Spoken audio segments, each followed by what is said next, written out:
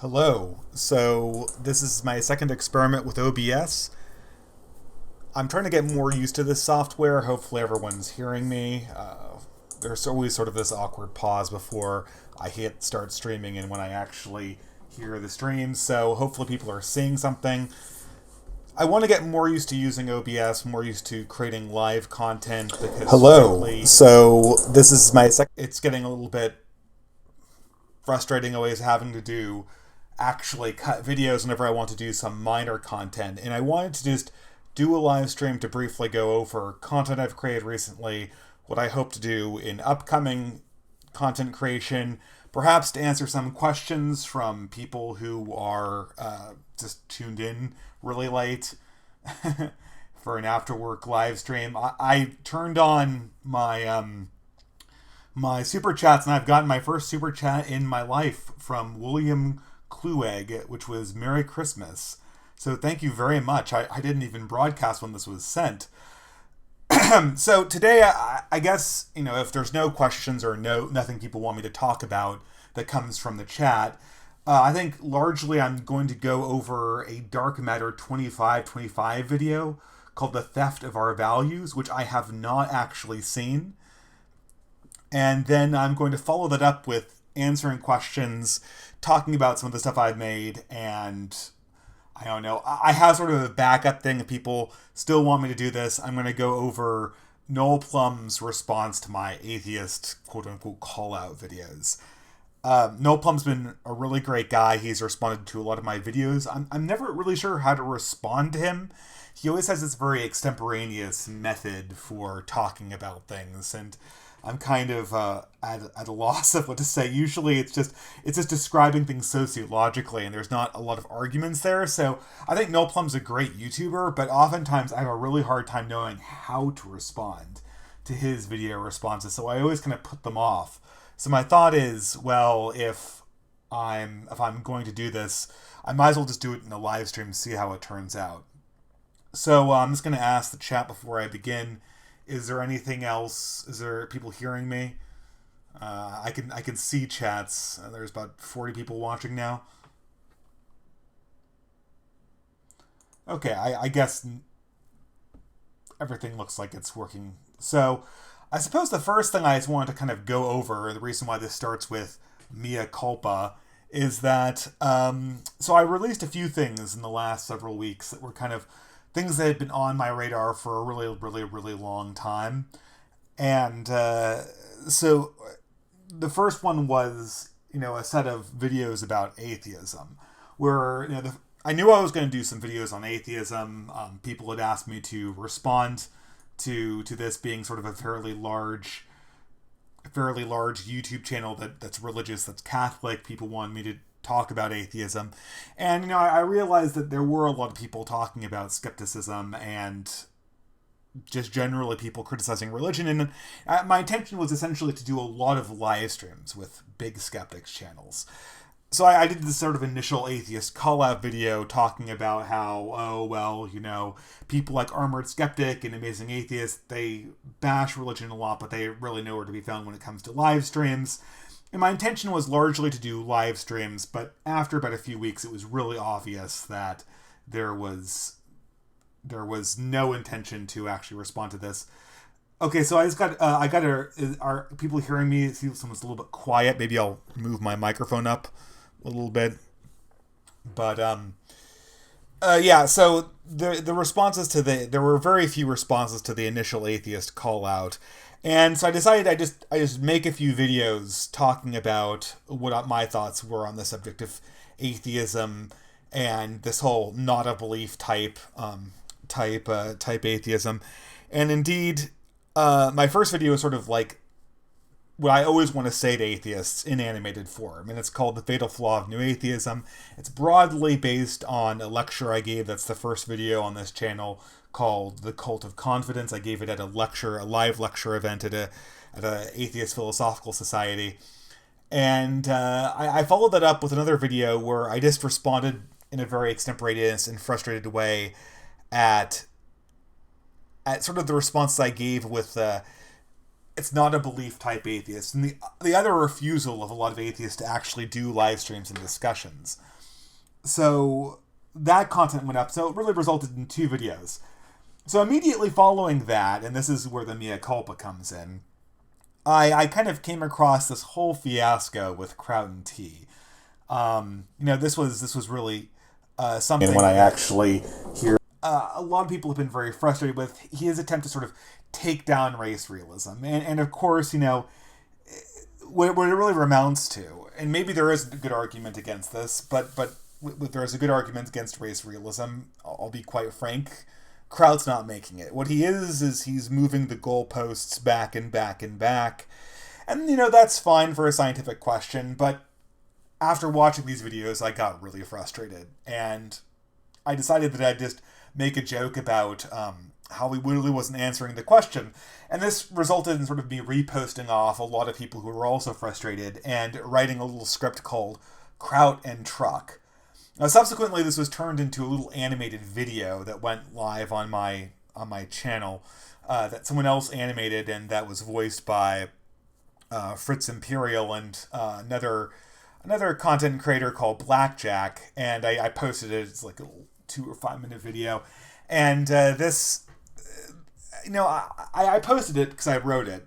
But really, once I posted it, I really realized that it sort of violated a fundamental principle I have on my YouTube channel, which is that I always make sure that when I'm going to actually throw my 2 cents in on an issue, on a debatable issue, right, I should be ready to discuss that and debate it. And this is not true about race realism. I'm not an expert. I have no desire to debate it because, frankly, it does not intersect with my own ideology. All it is it's something that I kind of watch from afar, and I thought that, okay, well, this is sort of relevant, right? Crown T is being deceptive. He's being he's being dishonest about how he's approaching this. I can make fun of it. I really shouldn't have, given that I'm not actually willing to debate this particular issue. So, what can you do? That was a mistake. Probably is not something I do in the future. And that being said, I stand by what I said in that video. So I see no reason to take the video down. So I'm leaving that cartoon up. So that basically kind of gets to my mea culpa. I really shouldn't have said that. But in the meantime, I'm just going to keep it up and let bygones be bygones. I stand by what I said. There's no reason to take it down. There's no inaccuracies. There's something that was unethical about saying it. And this sort of just created a little bit of a faux pas, but nothing really serious.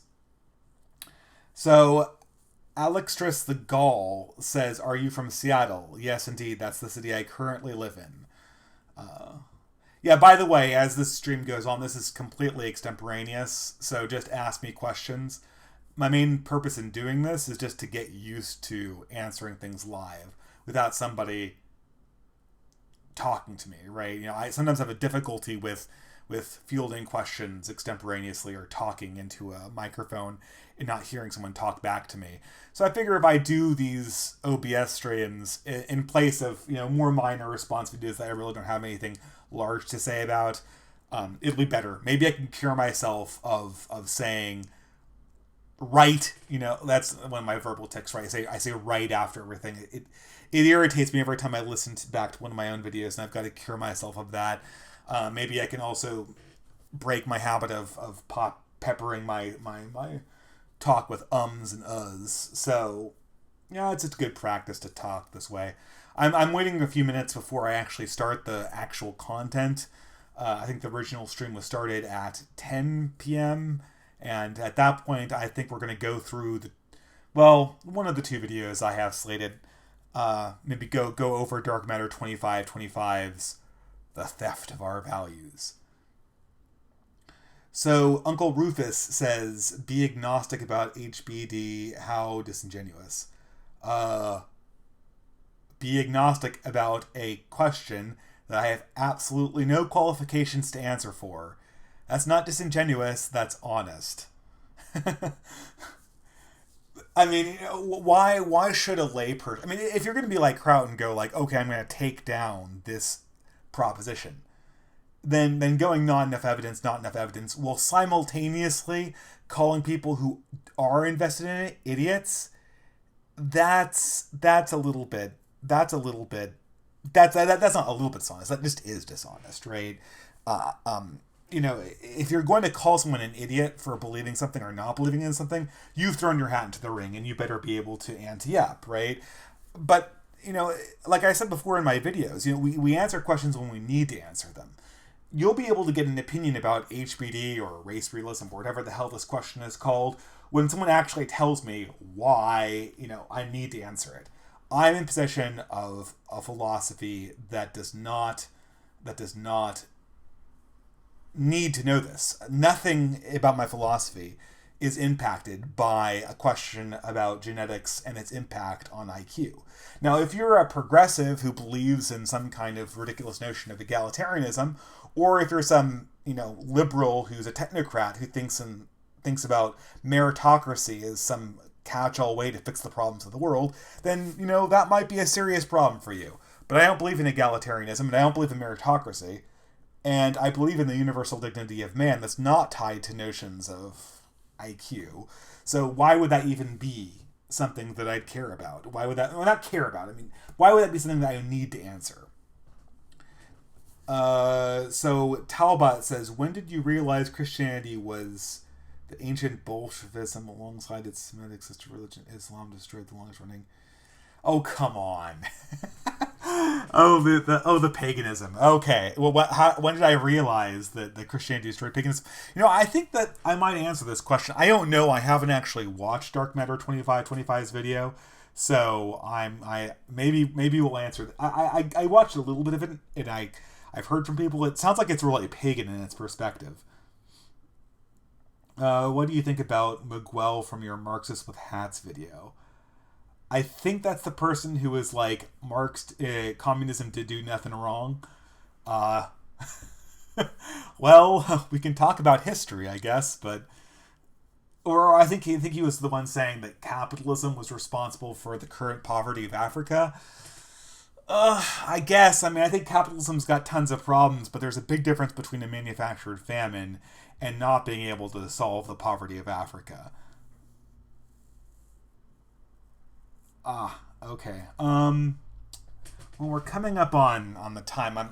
So I have, the way this is working is I'm going to play the video. I downloaded the video in a format, and I'm going to play it on my VLC player. I couldn't get YouTube to work setting up for this stream, so hopefully you'll be able to hear it. If you don't hear it, chat, please tell me. I might have to restart the stream, who knows. In which case, this is probably all going to get deleted, but hopefully this initial lead-in is going to be somewhat entertaining. Austrian economics works. Well, they work better than communism, that's for sure. It's all relative, right? I think the Austrian economic theories have a lot of problems with them, but not the same way dialectic materialism has, especially in its command ideas of the economy. Is distributism a form of communism? No. Not at all. You could argue it's a form of socialism, but that's a little bit, then that's pretty different from communism. Do you think nationalism is beneficial to traditionalism? I could take it or leave it, I guess. Depends what your definition of nationalism is. I don't think this sort of purified nationalism you saw in the early 20th century is anything we should be trying to emulate. I think nationalism divorced from some kind of religious tradition is really bad news. This is why I highly speculate that, sort of the fascisms that you saw in the 30s, like, the Mussolini's fascism and Hitler's fascism, these were so much worse than the sort of moderate fascisms you saw in like Peronism or Franco's regimes in Spain. Those were just a lot more benign because I think they had the religious tradition much more central. That's not to say that these regimes were good. It's just to say that I think that if you're going to have some kind of concept of the nation, you can't be secular. It has to have something that mitigates it. It has to have something that pushes back against it. And Christianity has always held the two horses side by side, right? The secular authority and of the nation, and then the religion that governs it. So I guess I'm kind of moving out. I'll try to keep an eye on the chat. I'm not so sure I'm going to divide my screen real estate up, but let's try to keep an eye on the chat, and I'm going to start the video. So again, I have no idea what to expect. This is going to be really weird. I'm just going straight into this video, and I'm going to try to pause it every time I see something that is ridiculous, but this might be kind of weird.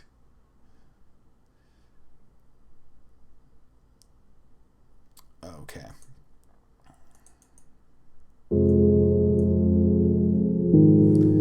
You'll tell me if there's you can't hear this, right?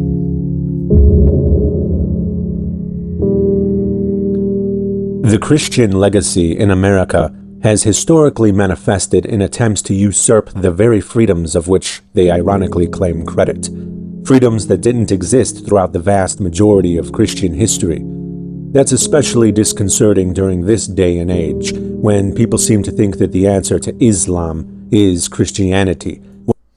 I mean, I'm just going to pause it here. We're already in a pretty weird space, right? We're talking about freedom. It didn't exist during the vast, the longest time in Christendom, right? Okay, it didn't exist in the thousands of years before Christendom. This is sort of the. I got a little bit of this in my conversation on, was it Westward Thought Stream.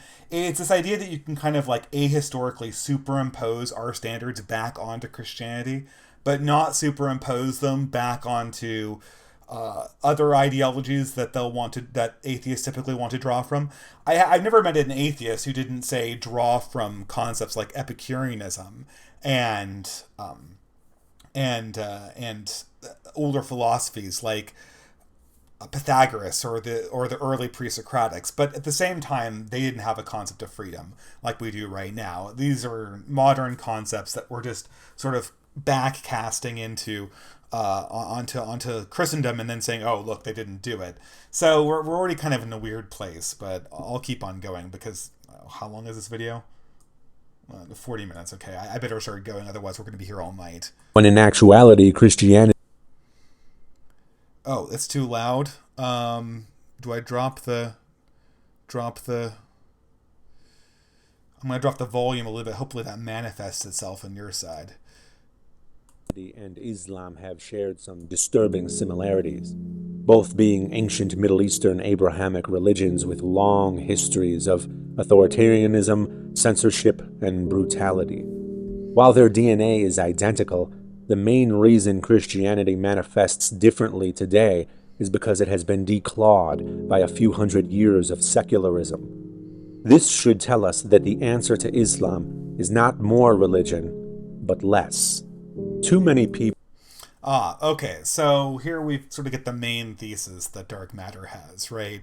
So he wants to sort of, and I've seen this from Christopher Hitchens as well, Islam and Christianity are the same thing.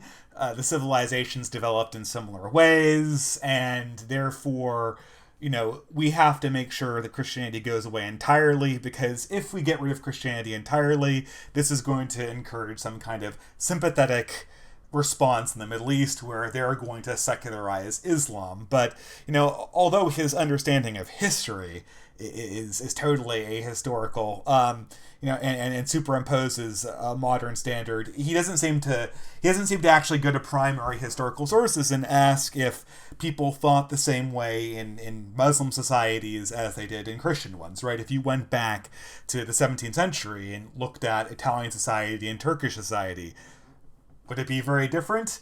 Well, Actually, it would be. If you read people like Machiavelli, and Machiavelli isn't even that negative to the Turks, but he very clearly lays out differences in how Islamic societies run. And in particular, he talks about how much more controlling and authoritarian they are. And he references it as a positive. So, this idea that, again, it's sort of this Hegelian notion of history. Progressives have essentially sanitized a look back on history, and they you can see how this is being sort of fit into a progressive narrative. So I'll go on a little bit further. People mistakenly believe that religion stabilizes society. In fact, it has been our Christian leaders in the West who talk tough on terrorism, only to then prop up and arm Islamic theocratic regimes in the Middle East and Asia, which have destabilized their regions, thereby causing refugees and migrants to flee their highly religious countries into the stability and safety of secular countries. Remember, kids, it's Christianity that's responsible for American foreign policy. But when, the Islamic immigrants are coming into those countries, they become secular countries, right? So, you see, when we have malfeasant foreign policy, it becomes Christian. When we have those societies themselves, the same ones that implemented the foreign policy, become victims of immigration wave, they suddenly become victims and therefore are secular, right? We will never solve this problem if we keep giving the problem credit for being the solution. Religion is not the answer. That is why I feel I must set the record straight when a recent wave of populist voices have been duped into presenting Christianity as the solution to geopolitical and social problems, because they think it's the foundation of our culture, and that even atheists like myself are cultural Christians. I mean, this is kind of an interesting question. I mean, I'm actually glad I'm reviewing this now. Hopefully I do a good job, considering I'm just doing it off the cuff first time. It does sort of get to the heart of my contention, right? So Dark Matter 25 must see that there's a problem. And I'm looking at these images and how he references immigration into secular societies, and he kind of sneers when he says that. He obviously understands that there is some kind of problem. Okay, so he doesn't think Christianity is the solution. What's the solution? Maybe he'll propose one. Again, I haven't seen this. I'm watching this off the cuff. But it's not clear to me. I mean, if you're wondering why, at the height of its economic and military power, Europe essentially just decided to commit cultural suicide. The first question you're going to be asking yourself is, why hasn't this happened any time in the past for Europe? No European society would have ever done what Angela Merkel did. So you have to answer me that, if religion is the problem, right? Why did Christian Germany not do what Angela Merkel did to her own country and to Europe in general? Why are all these problems manifesting themselves right now? Because the hostility of Islam to the West, it's not a new thing. Maybe, I don't know, maybe he'll say something about this, but it's ahistorical to present hostility of Islam towards the West as being a product of American foreign policy. And American foreign policy apparently being the product of Christian pastors. So, who knows? I'm going to take a little bit of break here and see if anyone has any questions. It's more of the whole paganism thing. Yes, Christianity is only different from Islam because Europeans paganized it. It's more Christian heresy stuff. We'll answer. I think these questions are just going to fall out from answering this particular video. I wouldn't be surprised if some of the pagan objections just came up as part of this video itself. I'm gonna check the volume's doing all right. I hope I'm not hearing any of this, so let's just play it. I say it's the exact opposite. Christians are typically cultural secularists, all the way to the point that even their most sacred holy days are now homages to capitalism. And that's fine by this old atheist, but that leaves Jesus with far too many tables to overturn. So let's not overstate Christianity's true role in this ever-changing world of ours.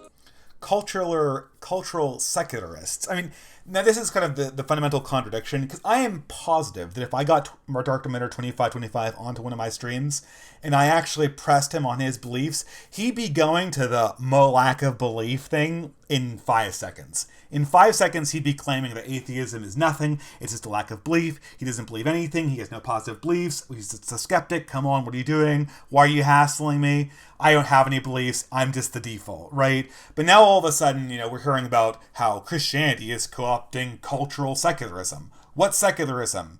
It can't just be a lack of something, because you can't co-opt a lack of something. So it's got to be something. Is it capitalism? Is he just going to own capitalism? Is this just going to be, is Dark Matter 2525's philosophy just capitalism, the ideology, capitalism, the way of life? I really doubt it, right? I think he wants to make it. I don't know. Maybe he means that cultural secularism is just modernity. It's just consumption writ large, and I can kind of see that. I think that in that case, he really owns a lot of the problems of modernity if he's going to just say that secularism just means modernity. But again, just contradiction. I also noticed the title of this video, The Theft of Our Values. I mean, who is R in this case? Apparently it's the group of atheists or secularists. I mean, again, there goes my lack of belief, guys, right? He's definitely talking about a positive cultural group. But again, what's unifying this group? A lack of something? Well, a lack of something can't have values. A lack of something can't be co-opted. He's talking about a very particular group, a very particular set of people, a very particular set of ideas. Will we see what this actually means? Will we get hints of what he actually means when he talks about secularism as a positive force, or when he talks about our values with a capital O? I doubt it, but I'm just going to press forward. To frame my point, I'm going to respond to David Wood's defibrillator argument for God. The reason I chose David is because his approach exemplifies what Christianity has done throughout history. From the current idea of what we call Western values to science itself, Christianity loves to take all the credit. But when you delve into the actual history, you find that at best, Christianity played only a part, and at worst, it was active opposition. Now, this is always the thing, right? I mean, I don't doubt that this guy is going to give all the credit to any other ideology that's reigning during these technological achievements. For instance, I mean, whenever we see a huge explosion of culture and production and science, it's very often that we attribute these results to the culture at large, right? I mean, I think most people would consider the invention of most of the Chinese things that we like, noodles and fireworks and gunpowder. These would all be attributed to Chinese culture. Are they actually the result of abstract Chinese culture? Well, I mean, to a certain extent they are. But to say that they aren't is just to say that culture itself has it doesn't have any responsibility for the individual scientific achievements. I mean, it also sort of begs a question, and maybe we'll see an answer to this, is why did it occur in Europe, right? If Christianity is such a malfeasant force, why did this explosion of science and culture occur only in Europe and nowhere else in Buddhist countries, nowhere else in Islamic countries, nowhere else in African countries? Some of these countries even had these very rarefied atheistic kind of philosophies. I mean, if you consider lack of a deity to be your thing, why didn't the scientific revolution occur in Tibet? Well, we'll see. Oh, gotta hit that again. In this case, David gives Christianity the credit for science, decrying what he calls atheist teenagers on Twitter who think they're champions of science. I think that's posturing, however, because I suspect David would not trouble himself with such a response to mere teenagers on Twitter. The more I have no idea what he's talking about here, so I'm just going to let it go by. Probable reason for his argument, I believe, is that modern scientists are typically atheists, and since scientists are the foremost experts on the mechanics of our universe, with far more information than their illustrious predecessors, it's very telling that most of them are not religious. Notice he just refuted this before, right? I mean, I don't know what he's going to do. Oh, most scientists in the past were Christian. Oh, what's the explanation? I mean, I thought he just dispensed with that, saying that it was a pure coincidence and that they were just taking credit. I don't know. This is again, he's contradicting himself here. I don't even know if it's worth going into because it's not an argument, right? Most scientists are atheists or non-believers or agnostics. That's the culture of the modern university. And the culture of the modern university and the development of the modern university came from Christian culture, which is why if you go even 30 years back, most of them would have been some form of Christian. David falls all the way back to the Copernican scientific revolution, beginning during the mid-16th century. This was the scientific revolution that birthed modern science and led to the Enlightenment, so it's quite a valuable thing indeed of which to claim ownership. He does this with the beginning of his defibrillator argument. Premise 1, no hypothesis in history has more scientific confirmation than theism. Premise 2, no hypothesis in history has more scientific disconfirmation than atheism. Conclusion, if we have respect for science, we must accept theism and reject atheism. Okay, I'm going to pause here, although we're going pretty slowly. Again, I have no idea what he's taught. I guess this is some kind of argument that was going on in between Dark Matter 2525 and some apologist. I mean, it has nothing to do with the historical argument, by the way. I mean, does atheism have evidence against it? I think it does. I don't know. What do you mean by atheism? If it's scientific materialism, I think there's a number of really powerful arguments against it. There is a lot of really good arguments for the existence of a deity, but most of them are logical arguments. Most of them are just a restatement of Thomas Aquinas's arguments for the existence of God. I think they largely remain unanswered to this day. Does it get you the Christian God? Well, not in isolation, no it doesn't, but I still haven't heard a good response to them. So I guess in that sense, I can see this being set up. I mean, it makes it sound here like, with his use of hypothesis, it makes it sound like he's saying that he's done some sort of empirical experiment, and in that case, I have no idea what he's talking about. Notice that if we replace the words theism and atheism with their actual definitions, the premises fail to support the conclusion, for they'd be statements of confirmation of belief and disconfirmation of disbelief, and belief or disbelief have no bearing on the actual truth. So, okay, I have no idea what that means. When you break down everything, any statement, you can put believe in any fact and turn a scientific proposition into I can do it this way. No hypothesis in history has more scientific confirmation than the belief that the Earth revolves around the sun. No hypothesis in history has more scientific disconfirmation than the disbelief that the Earth revolves around the sun. Oh wow, I just turned heliocentrism into a contest about belief. Just words, right? There's nothing to do with the actual facts or question we have going on right now. He's using the words improperly. What he means to say is that science confirms the existence of God.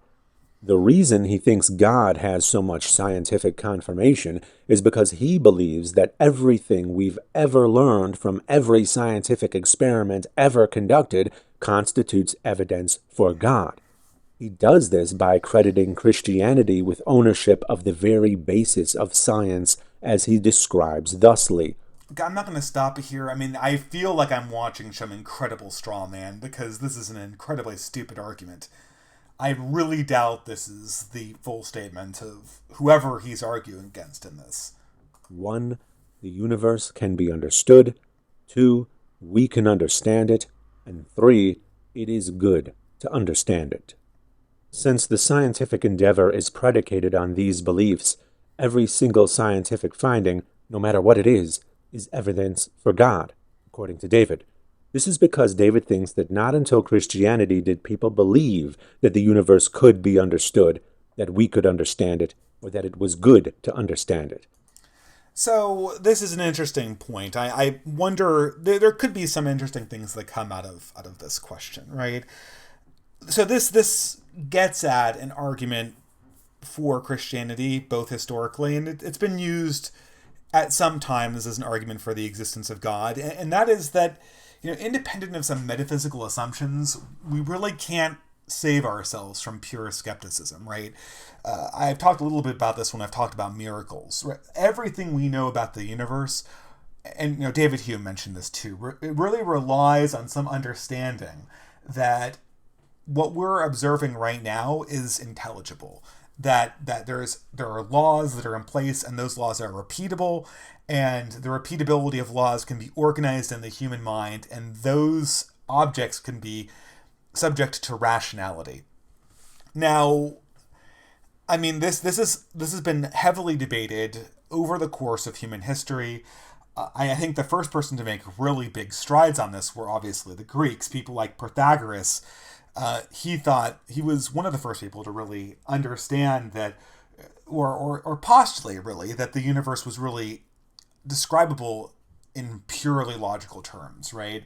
He believed at the base of everything there were just numbers and logic. And that's true, but the problem always was connecting that to actually observing the universe behave in these ways. And this was something that we didn't see for a really long time. So this is something that's been debated a lot, and this is a big, Christianity essentially in the late Middle Ages, and maybe he'll talk a little bit about this, through Thomas Aquinas and through other thinkers, did embrace just these propositions, right? They embraced the idea that there were ordered laws that govern the universe, that we can understand those laws and we can understand their regularity. Now, this may seem like it's something that's just obvious to us currently, right? But what it really came down to for a lot of these Christian thinkers was that we had to be able to understand when something miraculous happened, right? So in order for a miracle to happen, we have to have an understanding of the ordinary operation of nature, and then we have to see that the ordinary operation is disrupted, which means that there has to be an ordinary operation of nature. It has to be discernible by humanity. That's his second thing. And humanity has to be able to understand it and organize it. Now, these three propositions, they sound obvious to us currently. They were not agreed upon by ancient philosophers. Some people thought, and this was mimicked by a lot of Islamic philosophers, that we lived in a purely chaotic universe. We continuously had these issues. Notice, however... Oh my God, am I not actually displaying this on the screen? Here are the streams, so... Okay, I'm sorry. I'm just checking. Live stream to briefly go over content I've created. To understand what something miraculous... Okay, I think we're back on track. Pardon me for that hiccup. But yes, these laws were not as obvious as you might think. And if you get down to like the real like we have to have a proof for everything, you can't prove either of these propositions. So if you're a skeptic, you still might be struggling with any of these things. I'm going to continue on. That David is once again using imprecise language. Since the universe is literally everything, all this means is that learning is possible, we can learn, and it is good to learn. Given that, human beings... Yeah, that's a mistranslation of the question. Learning presupposes that it is knowledge. He's mangling the argument here. The statement when you replace it with learning is not something that would have been heavily debated over in the ancient world. And so we just kind of come to a straw man here. Have always believed this and done this, or we'd be extinct.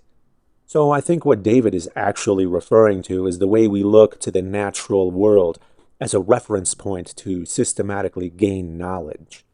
Unfortunately for David, this was common practice in ancient Greece, hundreds of years before Christianity. David actually vaguely mentions that there were some scientific advancements in ancient Greece, but glosses over that because there was never a scientific revolution there. He's going to use Greece here as an example of his atheist utopia. Or I know he's going to. He seems like he is. The Greeks weren't atheists. The Greeks weren't seculars. They weren't moderns. people like Aristotle and Plato, who are the first people to describe Aristotle, one of the first people to describe physical laws and the way that we use them going forward. These people, he believed in a god. These people believed in metaphysical reality. If you're going to superimpose the Greeks onto secularism, who's us? Who owns these values? Why are they our values? As you'll see, that was his biggest mistake in making this argument. Greece fell, Rome fell, and their knowledge was suppressed by Christian tyranny only to resurface and become a vital part of the very same scientific revolution David credits. Really? We're doing this Christian suppressed Greek knowledge? I don't even know about this. I mean, this has been refuted so many times by credible historians. I wonder why. I don't know. Do I need to go over it here? I mean, I know that Dean Esme and Todd Lewis did a stream on this, and they probably covered some of this stuff. I mean, it's a ridiculous concept. I mean, there was something called the Dark Ages. I'll grant that. I mean, I think the question is, what were the Dark Ages? And that was the fall of the Roman Empire, when you just had massive destruction of cities in the Western Roman Empire. And in that space, there was very poor preservation of ancient manuscripts that weren't directly related to Christianity in the West. However, you go to Byzantium, you go to the Greek world, and there were libraries that preserved many of these works because they were essential to a lot of thought, which was based on Aristotle and Plato still. So this is a lot of this is sort of copied from sort of anti-Catholic Protestant tracts that came out of the 18th century from a lot of people. They're trying to find a way of blaming the lapse in European learning on the Roman Catholic Church. So they came up with all these narratives of priests, destroying ancient wisdom, and it's really a lot of BS. Attila the Hun sacking Rome has nothing to do with Christianity. In many ways, the consolidation of Christianity after the Dark Ages was the fulfillment of the main project of the Vatican. Christianity, and atheists will admit this if you actually ask them about it, but it doesn't come up with the propaganda. For causing. You'll see once again that it was Christianity that fought tooth and nail against something that caused greatness, only for Christianity to take all the credit once the greatness was realized. Historically, this has been Christianity's typical MO. Fight a war against progress, lose that war against progress, and when that progress turns out to be a good thing after all, claim credit for that progress. He's also missing the part funding that progress, creating institutions like universities that facilitate that progress. I mean, we're just going through this. David makes his case for Christianity being the cause of the scientific revolution by pointing out that all of the scientists at that time were Christians. And to find out why they devoted their lives to understanding the universe, he provides various quotes from those scientists. This is a very flawed way to present the argument. Why? To truly understand why the scientific revolution happened, it requires an extensive study of much more than the scientists themselves, but rather what was going on in that region politically, socially, philosophically, technologically, and yes, religiously.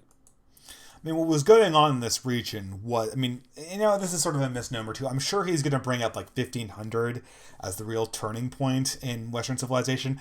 Really, the real turning point was 1000. After 1000, that's where you get the creation of these big cities like Cologne and Paris and later Vienna and Berlin. The cities that and Florence became a big deal. These were the cities that became the basis for the scientific revolution.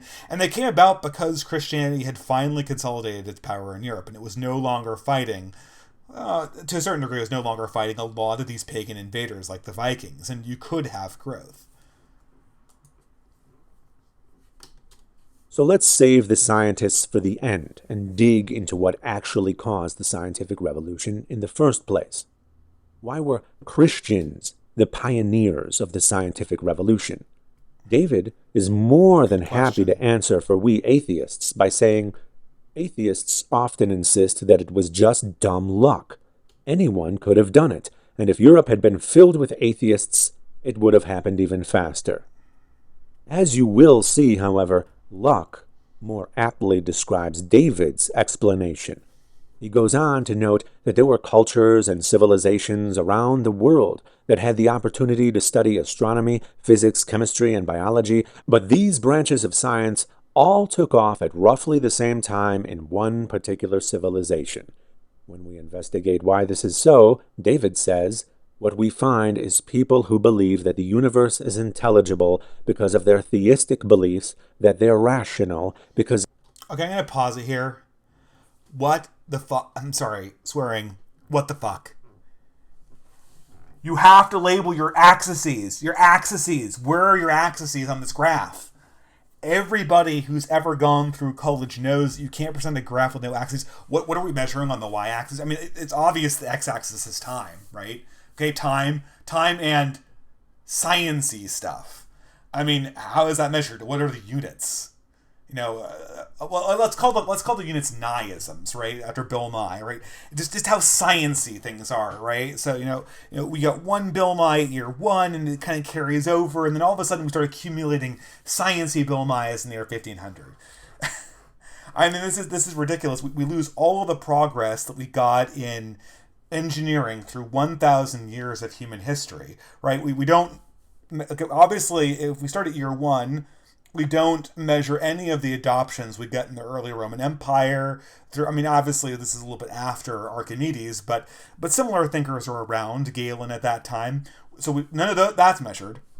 None of the engineering achievements measured from 1000 onward. We're apparently not measuring this. And as you will, suddenly we start gaining our Nyeisms in year 1500. Pulled out of a hat. I guess it's because the Reformation or whatever. And this would again indicate sort of that he's repeating, sort of Protestant tracks, right? I mean, 1500. The only thing I can think of as being relevant there is the Reformation. We have the printing press a little bit earlier. We have the mainstay of the scientific revolution a little bit after, and that's the year they pick. Looks like I got a super chat. So I'm going to take a pause here and answer this question. Okay, apologize to breaking the flow, but thank you very much to Perennial Plant Yaman. So I guess we'll just do a little bit of a coda here. Was World War I the worst war in history? It maimed Christendom. It gave birth to Bolshevism and Leninism. It led to fascism and Nazism, and Europe's best and brightest. Yes, I think... It was the worst war in history. I don't know if we'll ever know that question because we just don't have perspectives. We don't actually know what it was like to live through the 30 Years' War in the same way that we know what it was like to live through the First World War. We don't know what civilization would have come had the 30 Years' War not happened. That's the question I honestly wonder. What if we hadn't had a huge war that tore Europe apart due to the Reformation? I mean, to a large degree, now I'll disagree here, and you'll have to take my word for it, but the scientific revolution that he's going to reference here was well underway by the time the Reformation started. And it would be an open question what would have happened if Europe had been unified, if it hadn't been tearing itself apart in wars. But to get back to the questioners, the Super Chat Perennial Plants question, World War I it's the direct cause of all of the difficulties we're having right now. With what people call cultural Marxism, what's generally perceived accurately, I think, as the West's decline in confidence, what we see as the general decline in our ability to produce art that's actually beautiful. It was all essentially gunned out of the West at the Somme. That was the moment at which European man looked at himself and said, I am not worthy of actually being proud of my civilization. And, of course it didn't happen immediately, right? But that's where it started. And it's not coincidental that this is also where communism really started to gain a foothold, and where you really have the academy itself dominated either by Marxism or by some type of Marxist influenced thought. Because this was really the ideology that came in to fill the gap. And I know there's other ideologies that came in to fill the gaps too that were discarded after World War II because they were associated with fascism. But really, this is where our thought became dominated with Marxist ideas on what was wrong with Europe, and lost any ability to defend itself. And again, we lost an entire generation of people who would have been upstanding fathers, who would have inculcated a sense of civilizational pride in the next generation. And we really never gained back that generation. We never really experienced it. But okay, because I know that I'm taking a big digression here. I will add one caveat in. The problems that led to the Somme and the other great battles where Europe's generations just were run onto machine gun nests. These were problems that existed prior to World War One.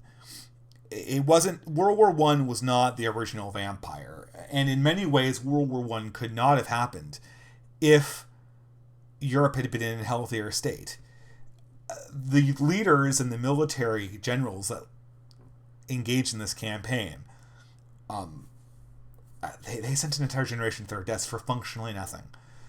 For empires that they could never have maintained going forward into the future. And that's not a sign of a completely healthy civilization. So let's not idealize the Victorian age, right? We need to see the Victorian age as the people who brought about World War One in a very real way. The people who came after them, like the Virginia Woolf and these other people like Hermann Hesse, they weren't completely wrong about that. So World War One was the turning point, but we shouldn't kid ourselves about the manifest lurking poison that was really manifest when Archduke Franz Ferdinand was assassinated. But thank you very much for the question. If I don't keep on going, I'm going to completely lose track of the mainstay. Again, thanks for that very generous super chat. God is rational, and they were made in the image of God. So, by setting out to understand it, they're worshiping God. Bam! Christianity gets the credit for science. Case closed. Yeah. Right? Again, we don't have an axis. All we're measuring is niisms. We're not measuring progress because we don't have any units on the y-axis. And of course, we've ignored all the scientific achievements that were gained during the early Roman era and during the early medieval period. Not so fast. Let's take off our God goggles and look at what actually happened. God goggles, that's a good one. Good one. I bet he patted himself on the back for thinking of that one. First, let's clear atheists of the incompetence David implies. He boasts about how it was Christians, not atheists, who began the scientific revolution. David's argument is a classic supremacist argument. One of the reasons... Supremacist. I think it's called everybody a supremacist who you don't like. It's a great word, right? Like, if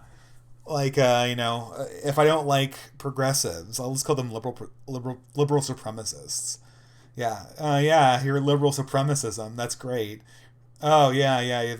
You like Mexican food. You're a taco supremacist. Okay, great. I love that word. I really want to do a series called Magical Words where we just go over all these little buzzwords progressives use to indicate, their virtue.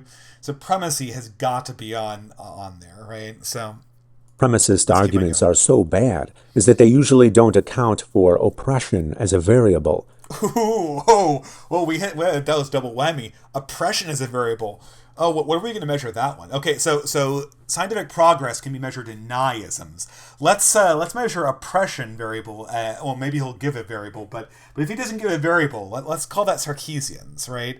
So the question is exactly what's our Nye to Sarkeesian ratio here, right? I mean that's the real thing, right? Because how many niisms can we generate per Sarkeesianisms we suffer, right?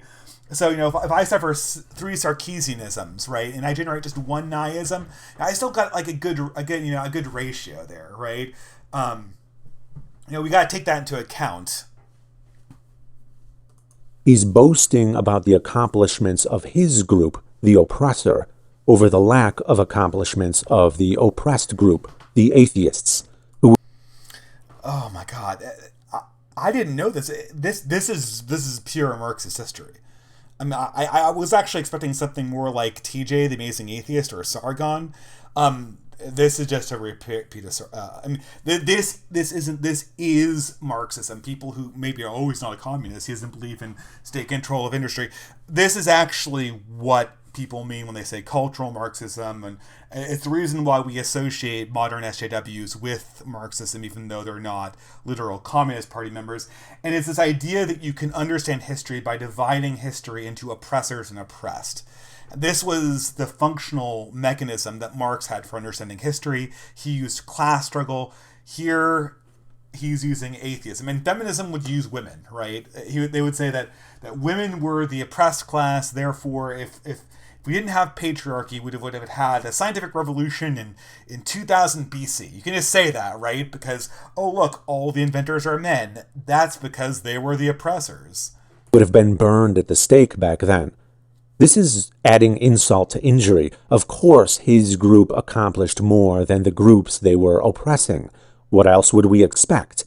Now that So, I mean, this also imagines that Christians were oppressing all of the non-theistic religions like Buddhism thousands of miles away, right? I mean, this doesn't explain anything about why European civilization would have taken this step, but... variable of oppression has been affected, however, and the playing field is more even. Can we still say that is so? No. The playing field is even when we have cultural dominance of my group, right? This is always the thing, right? You know, the playing field is even in any place where we dominate. And this is why the oppression metric is so useless, right? Because eventually when the communists or Marxists take power in a university or in any institution or in a government, right, they'll have to establish a government. And that government will be comprised of people who speak on the behalf of the oppressed. And suddenly, the people with the power are oppressed. And so that's why you have, more women in college, but are women now oppressive in college? Well, of course not, because their dominance is earned.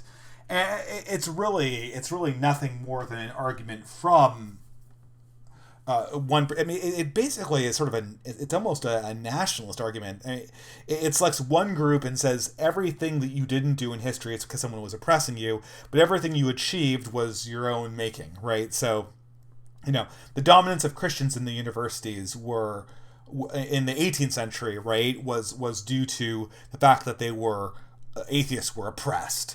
Even though, David Hume existed. But the presence of atheists in the university is because we've got an even playing field. How do I know we've got an even playing field? Well, it's because more of my group is in the university. Completely self-referential. Of course not. If we look at our top scientists now, they're mostly atheists. Yeah, we know that it's an even playing field because they're mostly atheists. And it's an even playing field because they're mostly atheists. Self-referential. That's true even in the United States, where atheists are still a tiny minority. Let that sink in. As soon as you're no longer allowed to kill this tiny minority, suddenly that same tiny minority becomes the majority of your top minds. You'd also see this from a number of things too, right? I mean, the culture in the university itself is a non-believing culture. So, and also a lot of the people he showed aren't atheists. They were agnostics or light deists. He's now expanded atheism to include basically anyone who isn't a Christian. So where we're kind of playing games here, right? I mean, and atheism hasn't, throughout the scientific revolution, you weren't executed for being an atheist. So is that revisionist history too? Very telling, isn't it? Maybe theists should have tried listening to us rather than killing us and censoring us. David's argument doesn't even make sense from a logical standpoint. The scientific revolution happened suddenly and proceeded very quickly. As the influential do you know anyone where he got those dates? I mean, they're pretty... Maybe he's talking about Galileo to Newton? I'm just guessing, but... Historian, physicist, and philosopher of science Thomas Kuhn pointed out, scientific progress is based on paradigm shifts, which is what causes scientific revolutions in the first place. During the Copernican scientific revolution, however, Christianity was already a 1,500-year-old established norm. Yep, no paradigm shifts in there. No developments in our understanding of how logic worked, no understandings in how our idea of reality worked. Thomas Aquinas never existed. Galen never existed. None of the late Romans ever existed. When a paradigm shift occurs, we simply do not look to a 1,500-year-old cultural norm as the cause. As the question quickly arises, why did this widespread, brutally enforced, ancient cultural norm called Christianity fail to produce anything like a scientific revolution for 1,500 years, the first full 75% of its entire existence, only to then spontaneously, simultaneously inspire a bunch of scientists to trigger the scientific revolution? Oh, God, this is getting boring. I've already answered this objection. No, I couldn't find any historian who believes that. David's explanation is more luck-based. By the way, you'll find numerous historians that will say that Christianity was a major impetus and starter of the scientific revolution. Than anything history has to tell us. To find the real answer, we need to look at what changed, not at what stayed the same. As it just so happens, that era was filled with change. After Rome fell, ancient Greek philosophy, science, literature, and politics, which heavily influence Western culture today, were largely lost. By the way, people who do not know the history of Rome, all of the developments in Rome came really early, around Jesus' time. A little bit before, a little bit afterwards. The stagnation that's kicked in culturally around after the Trajan emperors was massive. You can even look at statues, and the decline in quality was massive, right? So this is something that I'm sure he's not gonna mention that, right? He's gonna act like the decline kicked in as soon as Christianity consolidated some kind of majority in southern Italy. But whatever. This knowledge was discovered by the Arabs, who translated and preserved the knowledge in Arabic. It's no coincidence. This is highly over. There were preservations of some of the ancient Greek texts in the Arabic world. A lot of it also was Byzantium. But you can't mention Byzantium in the Eastern Roman Empire because that would destroy your narrative of an ignorant period between 500 AD and 1000 AD. We can't have that, right? So we're writing the Byzantines out of history, right? And largely this is what Islamic history does too. I mean, a lot of their contributions were building off of Byzantine contributions as well, but they don't exist, right? I mean, Turkey has succeeded in erasing them as a quantity, and so we can just include them in part of the Islamic world. That many Muslims claim Islam is responsible for the creation of science, just as David claims Christianity is responsible. Guess why? While the Islamic world did produce some scientific advancements during its golden age, that came to an end as Mongols invaded around the exact same time ancient Greek knowledge was finally rediscovered by Europeans. Oh, wow. So it's almost like invasions have more to do with the loss of knowledge than actually religion. I mean, the Mongols didn't change the religion of the area. I mean, the Mongols was at 1200, right? The Muslim world was a supreme force, a supreme military force in the era, well into the 18th century. But why did their scientific development suddenly drop off? Well, I mean, it had something to do with the Mongols. Nothing to do with religion. The Mongols burned down Baghdad. And that was the epicenter of Arabic development of knowledge. Now, to a large degree, I speculate myself that a lot of these developments that the Islamic world came up with was due to taking Zoroastrian, Greek, and Christian knowledge and then combining it with Hindu and Chinese knowledge. Hence why Baghdad was such an ideal place, right? If you're the Caliph of Baghdad, you can stick a bunch of Hindus and a bunch of Armenians and a bunch of Greeks and a bunch of Persians in a room together. Probably about one or two of them as a Muslim among the bunch, and you get all these great discoveries because they're essentially combining the knowledge. And I mean, the perfect example of this, right, is the introduction of quote-unquote Arabic numerals. I mean, they're Hindu in origin, right? But if you write Greek mathematics in Hindu numerals, you get this awesome thing called algebra. And that's where you get all these massive developments in the Arabic world. No, I mean, I don't want to rob it. That's the combination is itself an achievement. And no one should put that down. But again, nothing to do with religion. Who translated it from Arabic to Latin and introduced it to Europe during the 12th century, which, as any historian will tell you, was the reason for a major turning point in history. A major turning point in history in the 13th and 12th century, but dark matter, your graph had all the naives going up in the 15th century with absolutely no scientific development during that time. So where the hell was this? Again, he's just contradicting himself. I mean, there were developments in mathematics during this time, quite clearly not present on the graph. Right? I wonder how the oppression points stack up, right? Were the Muslims or the Christians oppressed during this time? Like, I don't know. Well, we'll just keep on going. I'm almost getting bored of this.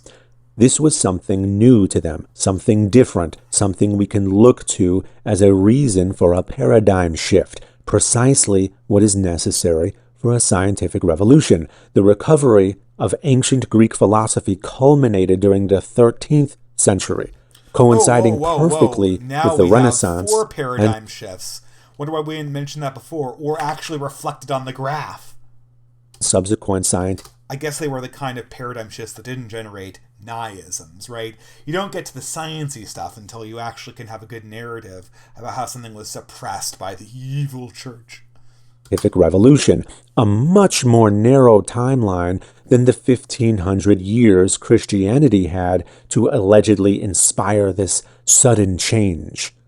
On the contrary, rather than inspire the scientific revolution, Christianity delayed it. Aristotle had views that were deemed incompatible with Christian belief. He did not believe in divine intervention, but determinism. He also He believed in a God, though. He actually even offered proofs for the existence of God. Not on this dossier. Kind of left that one out. And this is also it's 400 years before Christ. Not even before the ascendancy. It's 800 years before any consolidated Christian groups even emerged on Europe. So, an interesting person to start with. Believed not in divine revelation, but rather that knowledge could only be gained through direct observation and reasoning. That sounds a lot like science. No. Aristotle wrote about metaphysics. Metaphysics is not science. So, again, now we're subsuming. Now, Aristotle, I mean, his work cannot be understated. If you're a Westerner, you have to acknowledge Aristotle as the father of Western thought. In a large way, he's one of the main contributors. And he's the reason why we're searching for physical laws in a really big way. But to say that Aristotle was a scientist because he can fish out a few things that he did, and he didn't make any other contributions in metaphysics or ethics, is ridiculous. And that's what this would require to be true. Doesn't it? Heretics during the 12th century were put to death, so the church certainly didn't approve of teaching unaltered Aristotelian philosophy. Thomas Aquinas, most notably, recognized value in Aristotle and now we're getting somewhere. Worked to reconcile Aristotle's work with Christian theology, modifying what he could, and eventually helped convince the church that they were compatible. After that, Greek philosophy was allowed to be taught at universities and became standard. This did not happen as quickly as it would today. I believe that Platonism was taught before that. Platonism was a large part of Christian education in the East. I'd have to learn a little bit more about this.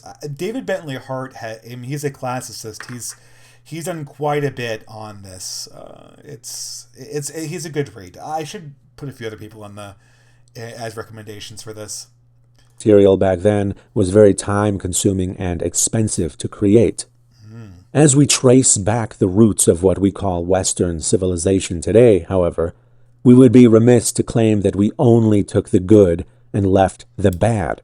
Unfortunately, Aristotle used his ideas about natural law to justify slavery, and Thomas Aquinas found validity in those ideas, preserving them in the Christian tradition, which wasn't difficult to do with... So you mean the scientific Aristotle? Oh, he was he argued for slavery, but he was the first scientist. Does that mean that now science owns slavery?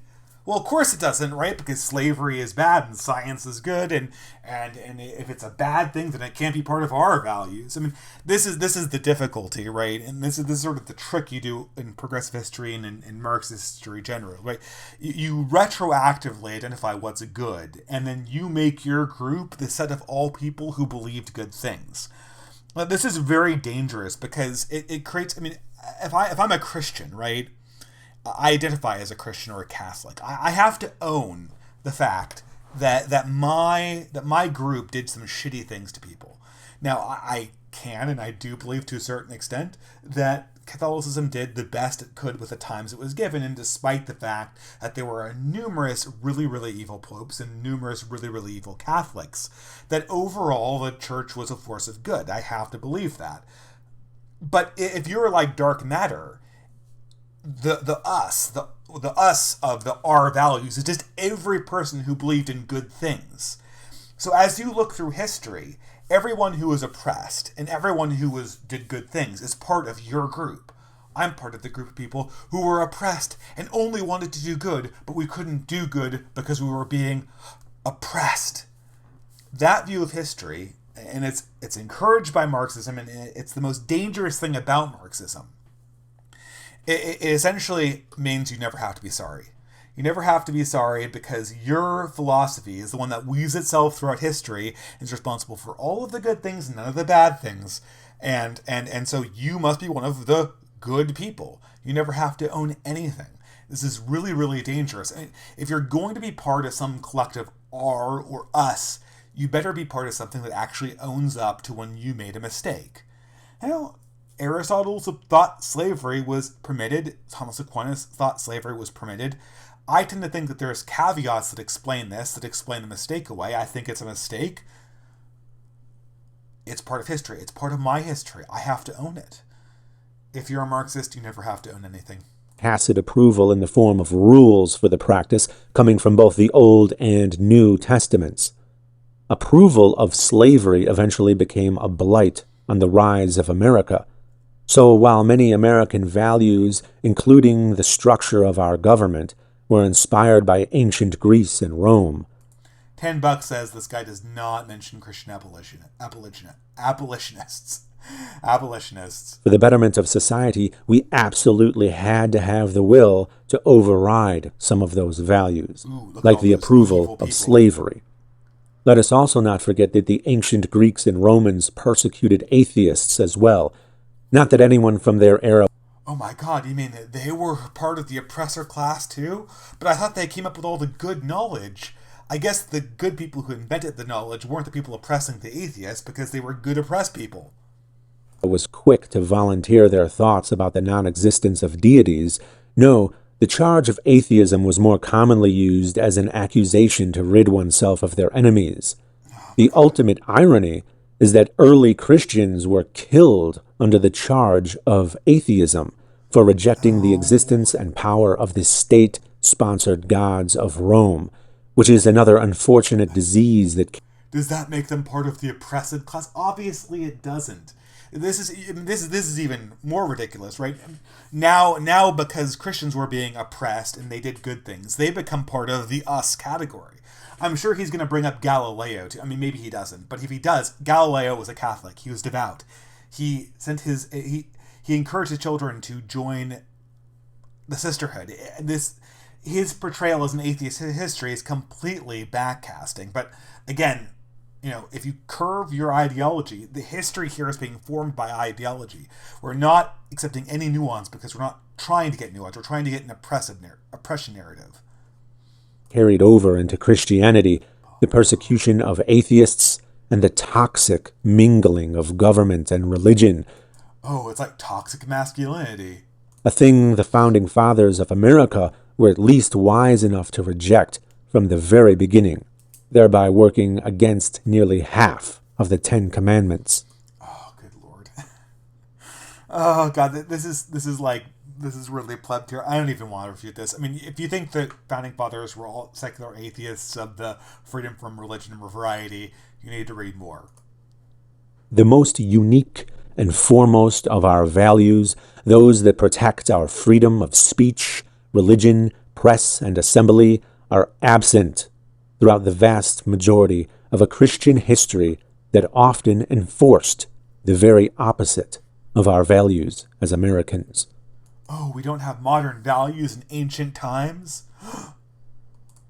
So, a couple hundred years before the scientific revolution, we have ancient Greek knowledge being widely disseminated into the universities. While universities did evolve from theological studies, their utility wasn't realized by the secular world until the recovery of Greek philosophy.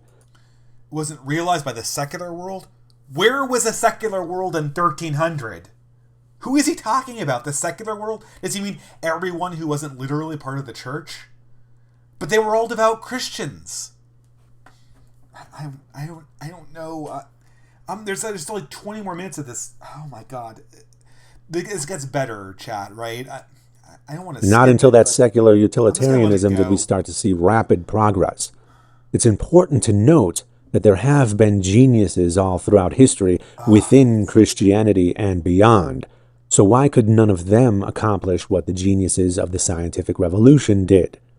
Notice that a component of science has still been missing from history up until this point, a component that David did not mention at all: the widespread cooperation and eventual peer review of other scientists. While the term peer review didn't exist until the 20th century, its vital precursor goes back to the exact era of the scientific revolution. We'll see, however, before people could easily study each other's work, geniuses were often separated by hundreds of years and hundreds of miles. So did something happen during that time and place to solve that problem? Yes. The printing press was invented in Europe during the 15th century. After that, books and other mass publications, including new scientific discoveries, weren't so expensive and time-consuming to translate, create, and disseminate. That facility. Why was this contradicts the whole thing? Why was the printing press invented if there wasn't a scientific revolution already going on? And if cooperation among a large group of people was the only requirement, I got one word for you: China. Oh, I got a better word for you. How about the Empire of the Golden Frickin' Horde? How about Kublai Khan? I mean, Kublai Khan had all the thinkers essentially shipped into one central city, and he produced absolutely nothing in terms of any kind of scientific endeavor. Okay, I don't know. Should I read any of the comments here? A vast network of geniuses working together, all studying and building off of each other's work relatively quickly like never before. It was like the old world's internet. He has the turkey in this thing. I'm not so sure how much communication there would have been in that front. And wouldn't that have made the Turkey the most likely location for the scientific revolution? They were the most military powerful. David totally ignores this crucial factor and instead argues that no, it was a widely established ancient cultural norm that did something it had never done before by suddenly simultaneously causing scientists who just so happened to live in the same time and place where the printing press was invented to spark the scientific revolution. Again, David's argument is, why didn't Aristotle invent the printing press, man? Why didn't the Greeks invent the printing press? If it was just static since 180. The one that's based on luck, not mine. It's true that the initial viability of the printing press was due to the demand for Bibles, as such a thing would be in high demand during the brutal reign of the church. But that's a mere credit of logistics, and not a matter of credit for anything philosophical or scientific. No, because Furthermore, Greeks didn't have this was a period when explorers were leaving Europe on voyages all over the world for the first time, leading to many discoveries of other cultures and ideas. And when they returned to Europe, they brought knowledge of those cultures and ideas with them.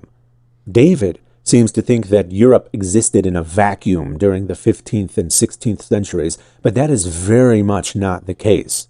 He ironically blames the rest of the world for being ignorant, when in actuality the rest of the world's ideas were converging in Europe at that time and inspiring people in new ways, including contemporary Greek scientists, scholars, artists, and philosophers who were fleeing into Europe as refugees after the Ottoman invasion of Constantinople. Many historians believe this also played an important role in the rise of Renaissance humanism. Before we get too far ahead of ourselves, I want to emphasize the importance of ancient Greek influence. As it just so happens, history provides us with a brilliant visual representation of the Greek influence on thought during that time, despite the brutal hold Christianity held upon people back then.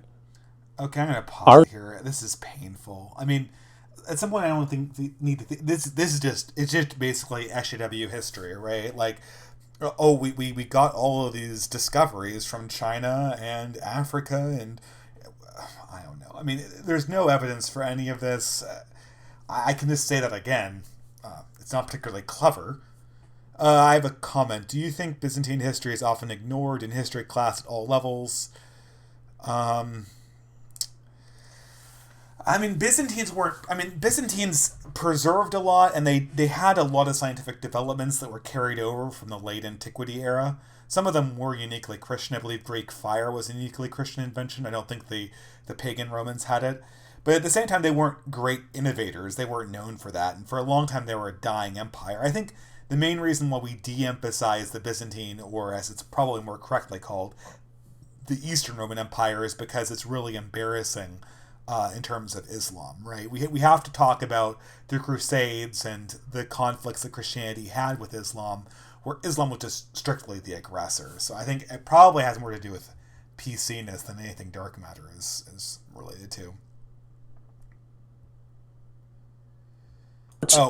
Yeah, so I paused the video when I had something clever to say, but if I'm just complaining because it's all the same, I don't know. I have to get through 20 more minutes of this POS, so bear with me.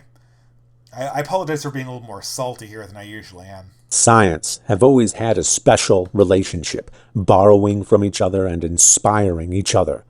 Just before the scientific revolution, which marked a huge shift in science, there was the Renaissance, which marked a huge shift in art. Again, this was no coincidence. So what inspired this sudden shift in art?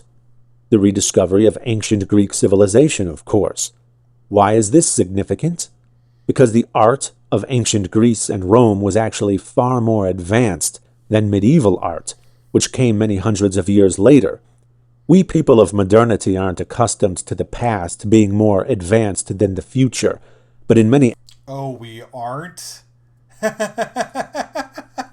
Oh my God, Dark Matter 2525. Go into a cotton-picking modern art gallery.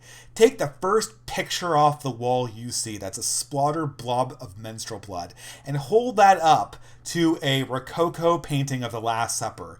And you ask me if modern people can't understand a decline in artistic quality over a few hundred years. We have destroyed our artistic ability to produce anything of beauty. And that has nothing to do with any kind of scientific advancement. Now, this is... I'm getting way too salty. I said menstrual blood painting. That actually isn't an exaggeration. I actually saw one of those in a modern art gallery. So I shouldn't... It wasn't meant to be disparaging of... well, actually, it was meant to be disparaging of modern art, but it wasn't meant to be an exaggeration or some kind of misogynistic put down. But at any rate, the decline... Okay, so people who actually look at late Roman Empire art understand that there was a huge decline between the early Augustinian period, Octavian period of Roman art and the later Diocletian period. You can see a steep decline. Now, the art produced in the medieval period was largely produced by people who weren't Roman, who weren't actually descendant from the culture we're depicting here. And the art wasn't actually markedly different than the kind of art you'd see coming out of the late Roman Empire. aspects of Christianity's brutal reign, that was exactly the case. When you look at ancient Greek art, a tradition that was carried on in ancient Rome as well, you see art that was created using methodology that David falsely accredits to Christianity. This is why Christian medieval art was not realistic, but Greek and Roman art was. Again, two different periods and two different people. I believe that piece of art comes from Germany or France. People who would have... people don't understand. There was a huge population shift in Europe during the fall of the Roman Empire, after which barbarians that flooded out of basically Germany settled throughout the Roman Empire. These people would have had no contact with earlier forms of Roman art, so it would be like expecting people from Africa to essentially recreate the art of again, the Baroque period, because they happened to be imported from Somalia into Germany and became German. This is, again, it's ignorance of what actually was going on during this period. Because not only did the Greeks value the natural world, but they knew how to reference it. That was hundreds of years before Christianity, so Christianity cannot be credited with that way of thinking. David's argument was defeated around 2,500 years before he ever uttered it. Look at the artwork the Christian world was producing during the medieval period, from the 5th century, not long after Christianity gained dominance. Those Byzantine frescoes would not have been markedly different than their ancient equivalents, in terms of realism. To the 15th century, the century that marks the beginning of the cracks in its foundation. What we have here is 1,000 years of slowed progress, a period during the height of Christian power and influence when scientific, philosophical, technological, and artistic advancements were relatively few and far between. Oh, by the way, this cover right here, this is from the Book of Kells, which is one of the most beautifully illustrated manuscripts. You won't find a single thing like it in Roman times. And it's not even clear that the technology of this would have existed in Roman times. So the guy isn't even inconsistent. I mean, he's taking this and he's thinking, okay, I'm going to hold this up here, and I'm going to hope my audience is ignorant enough to not know that this is a beautifully illustrated manuscript, something that would not have existed anywhere in the Roman scroll art. And I'm going to hope that you don't understand that what I'm showing you is a magnificent work of art. I'm going to hope that you're just going to see this and look at, Jesus with a mullet and think, oh, look at these cartoonishly ignorant medieval people, and then I'm going to compare it to a statue. I mean, people have been seeing statues as they would have existed in the Greek time. They were painted, and they were painted with faces that looked more or less like this. They did occur, of course, and we have religion to thank for preserving literacy during that time, but it wasn't anything like the rapidly improving world following that period, spurred on during the Renaissance, after the rediscovery of ancient Greece. Look at the artwork. Look at where our... Yeah, a good comment in the chat, too. No architecture examples, right? That would have been a good comparison. Our minds were. Unlike the Greeks and Romans, the Christians were not looking to the natural world for reference, as David claims. They were looking inward to their flawed imaginations. They were obsessed with fantasy realms like heaven and hell, and they ignored the natural world. This is clearly reflected in the primitive, childish, two-dimensional, badly proportioned... Oh my God. They didn't look to the nature for this. Artwork that followed the far more advanced artwork of ancient Greece. Paintings to statues, ladies and gentlemen. In Rome, fallen and swept into the dustbin of history.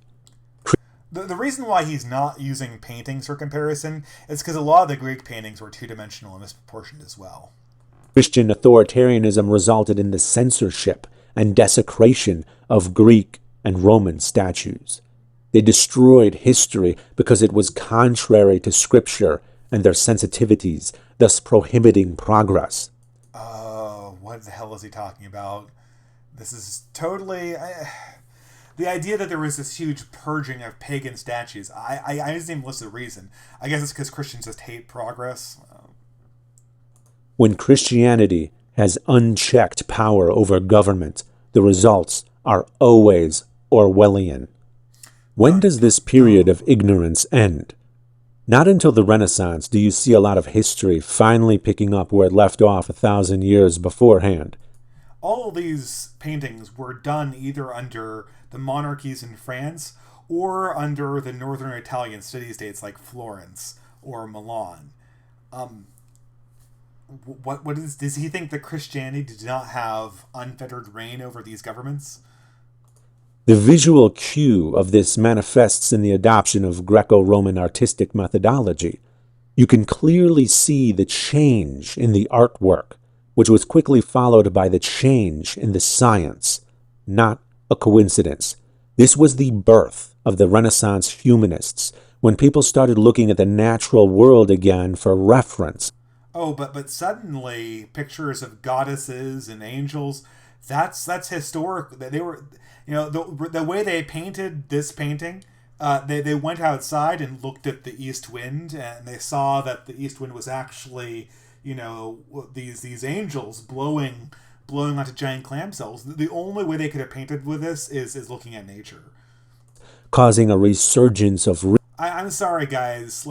I know I'm being really uncharacteristically salty and sarcastic. It's not usually my style, but I don't know. I got 10 requests to do this video, but it just poor fact after poor fact after poor fact after poor fact. And after a while, you can't explain the conceptual reasons for this being wrong. You just have to snark at it anyway. Well, fun fact, if anyone realizes this, if anyone's a fan of the Smashing Pumpkins album, Melancholy and the Infinite Sadness, it's a combination of this picture of St. Catherine combined with a shepherdess from the 16th century. That's where Billy Corgan got that album cover, but fun fact, totally unrelated. Realism. David thanks Christianity for this shift in thought. But it's evident that Christianity inspired the exact opposite. For over 1,000 years, inspired people to look to the spiritual world, a make-believe world, for battles. That was part of the spiritual world. Knowledge, which is precisely why we did not advance like we did until we gained from classical antiquity a renewed appreciation. Dark matter hasn't shown a single pagan painting or fresco. It's all been paintings compared to sculptures. That's it. For the natural world, the real world, not the spiritual world. And that is what finally ushered in real progress. Think about all that damage religion has done to our basic progress. The next time you want to ask atheists why they talk about God so much. Sure, much of the artwork back then was biblically based, but that was the sanctioned story of the time, and the church was the main entity with the money to commission such work. So that's... Oh, I just got a super chat from Joe Lohangram. What is your favorite painter? Mine is John William Waterhouse. Oh, he's pretty good. As you probably got from my outro music, I'm a big fan of the Flemish masters, Bruegel and other people like that. They're just really, I really, something very evocative about them. I even really like the Impressionists, like Monet. People say, oh, that was the beginning of the decline of Western art. There's some truth to that. People got tired of the form, they started going to subjectivism, but it's still very profoundly beautiful, and it communicates something spiritual. I probably, this is a really good question. I probably should do a video sometime going over art and art history. One piece of advice, though, if people are interested in studying history in college, don't take history classes, take art history classes, because it's much more useful if you base your understanding of history on physical objects. To me, I learned more history from an art history class than I ever learned from a class, like actual history classes where they just go through names and dates. Again, a matter of logistics or even indoctrination. We saw the same subject matter during the medieval period, but clearly their techniques, their very way of thinking, changed. And that was definitely not thanks to Christianity, because for 1,500 years, Christianity had its chance. But what about what the scientists of that time actually said?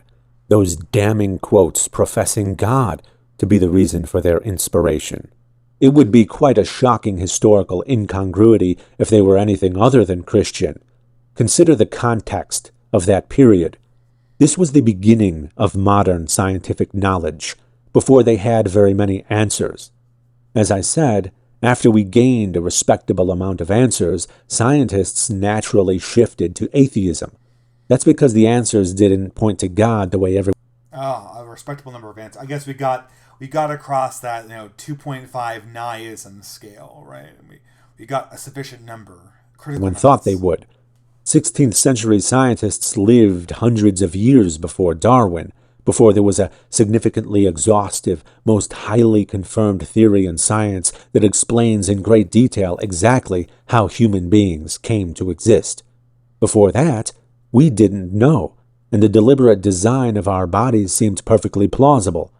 Putting all that aside, those scientists lived during a time when heretics were put to death. Because of the most of the people here that he illustrates were independent contributors to theology. I'm thinking of Newton, I'm thinking of Descartes. These people took time out of their study to science to actually write about theology. So the idea that these people were being threatened into contributing to a theological perspective of the universe is bunk. Their discoveries, as history shows, those scientists walked on a razor's edge between Christian approval and heretical thought, the latter of which caused some of the very same scientists David boasts as devout Christians to be persecuted and censored by the church for wrongthink, as their scientific findings were deemed incompatible with Christian doctrine, no doubt retarding scientific progress. So yes, without Christians... Just think how many Naisms we lost. We could have been a whole 3 Nais ahead of where we are right now, guys. I mean, we could have been a whole 3 Nais greater and a whole 2 Sarkeesians less oppression if it hadn't been for Christianity. At the helm, there are very good reasons to believe it would have happened much faster. So what damning quotes did David provide us with from those scientists of hundreds of years ago? Those who study the stars have God for a teacher. Tycho Brahe. Brahe was a Danish nobleman. Our piety independently wealthy is the deeper, the greater is our awareness of creation and its grandeur. Since we astronomers are priests of the highest God in regard to the book of nature, it befits us to be thoughtful, not of the glory of our minds, but rather, above all else, of the glory of God. Johannes Kepler. Kepler was the imperial mathematician to Rudolf II, Emperor of the Holy Roman Empire, and his grandfather was Lord Mayor of Wilderstadt. What does this say about anything? He's just going to list the titles off? They lived in Christian societies. I see plainly that the certainty and truth of all knowledge depends uniquely on my awareness of the true God, to such an extent that I was incapable of perfect knowledge about anything else until I became aware of him. René Descartes. Descartes' father was a member of Parliament. There are 2 kinds of people one can call reasonable: those who serve God with all their heart because they know him, and those who seek him with all their heart because they do not know him.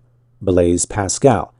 Pascal's father was a judge and a member of the nobles of the robe. What does this even mean? I mean, both these people were famous for their independent contributions to theology.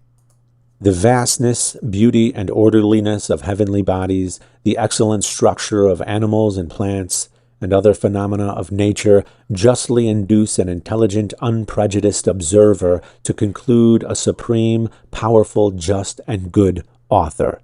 Robert Boyle. Boyle's father was the first Earl of Cork. Atheism... Man, if dark matter was half as interested in the fascinating world that these people came from as he was in constructing impression narratives that could, identify him and his friends as part of the good people of history, I think you get a lot more edification out of this whole process. I mean, you look at people from the 18th century, from these ancient time periods, you see people that overcame incredible hardships to study science, and it's really quite inspiring just to think about the kind of passion they used to pursue these things with. I don't know. It seems so much more interesting and so much. I mean, this just seems squalled. I mean, every time you're hearing this, he's using this voice that makes it sound like he's just kind of like scowling under his breath at all of the people who ever did him wrong. Is so senseless and odious to mankind that it has never had many professors. Isaac Newton.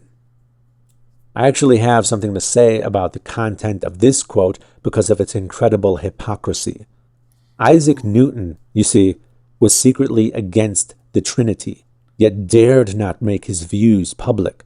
His private Okay, but it does not make you an atheist, and he did write about this. He just didn't publish them widely.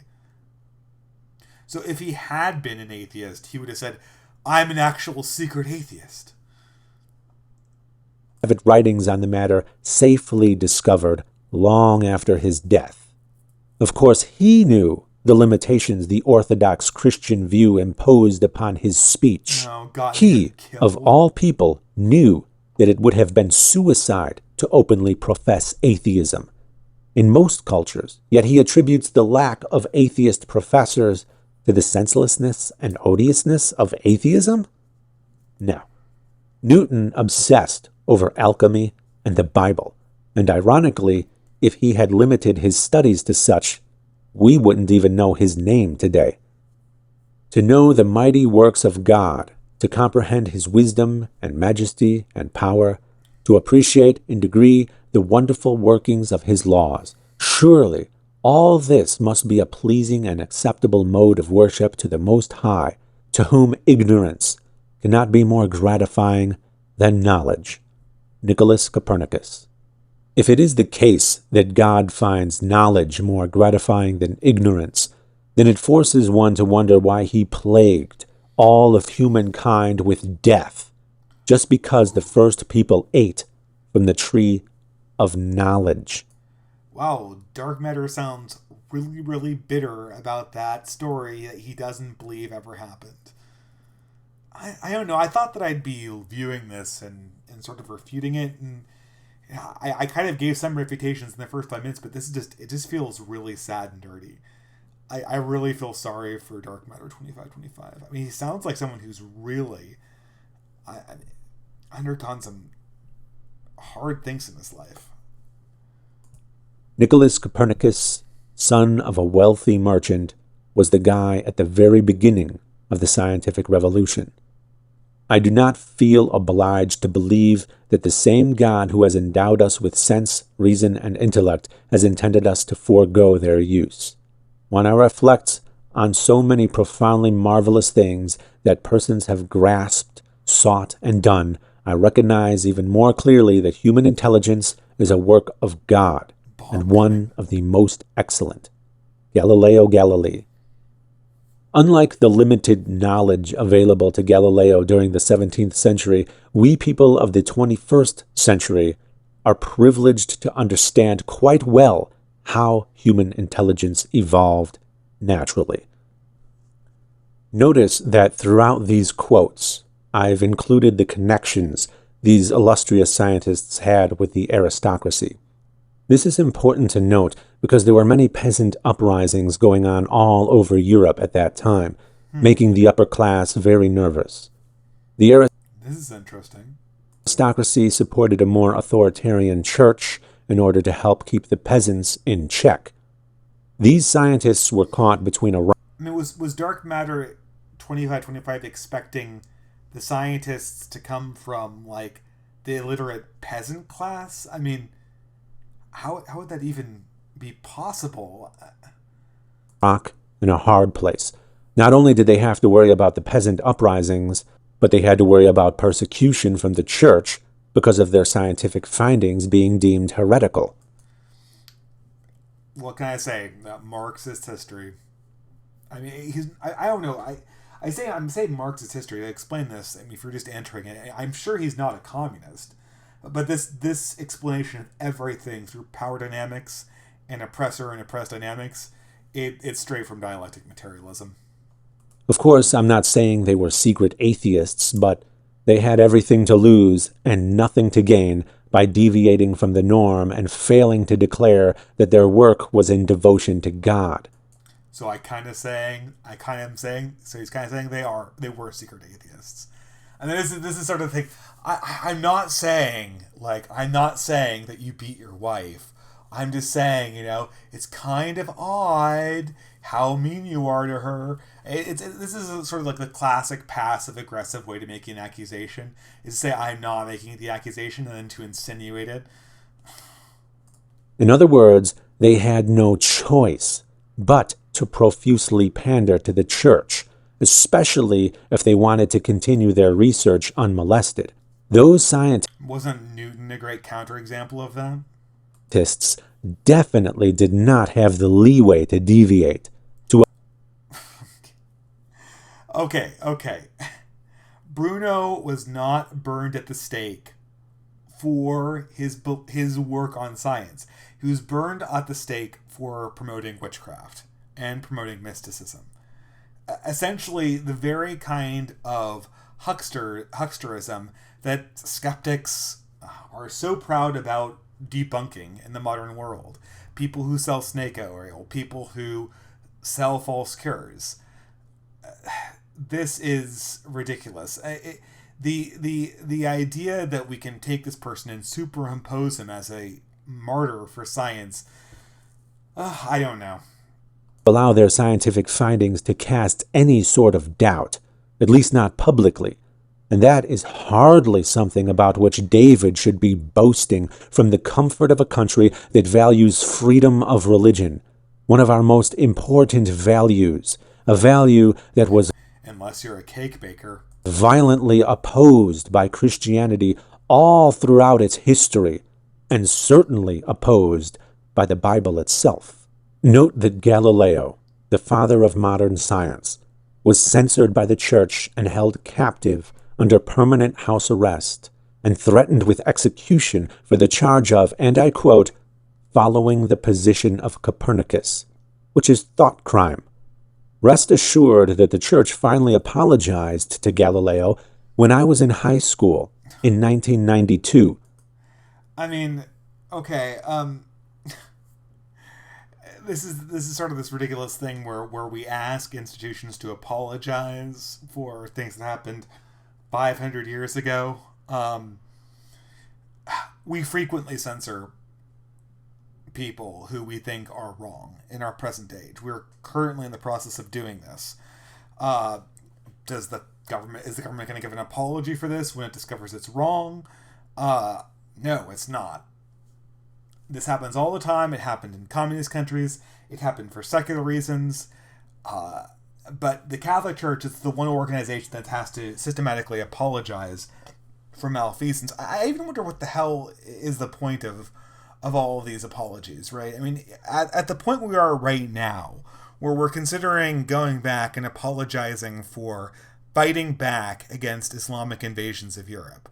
Like, people have talked about how the Poles should apologize for pushing back against the Turkish invasion of their territories. I mean, this is sort of this progressive obsession with going to old institutions and sort of extracting measures of contrition for them.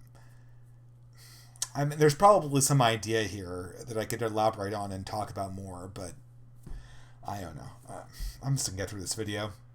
359 years after condemning him. Better late than never. But how could Copernicus be so damned? He was the guy at the very beginning of this revolution. David claimed him as a devout Christian, vital to modern science. So how could it possibly be a crime, punishable with lifelong incarceration and possibly even death, to merely follow the position of Copernicus? David proclaimed that Copernicus's reasons for doing his scientific studies involved his desires to know and comprehend the works of God, and that he believed those studies to be a form of worship. That doesn't sound like a guy the church should be suppressing. David said, and I quote, sounds like his scientific research was grounded in his religious beliefs. Wrong. The motive for his research may have been grounded in his religious beliefs, if you believe he wasn't pandering to the church for his very life, but his actual research was grounded in scientific methodology, which is completely absent from Scripture. And now, this is something that people might not realize, but a lot of the church's opposition to heliocentrism was, in some sense, scientific. And okay, how is that possibly the case, right? As opposed to all the other things I've mentioned, heliocentrism is something that Europe was manifestly behind all the other civilizations. India knew that heliocentrism was the case.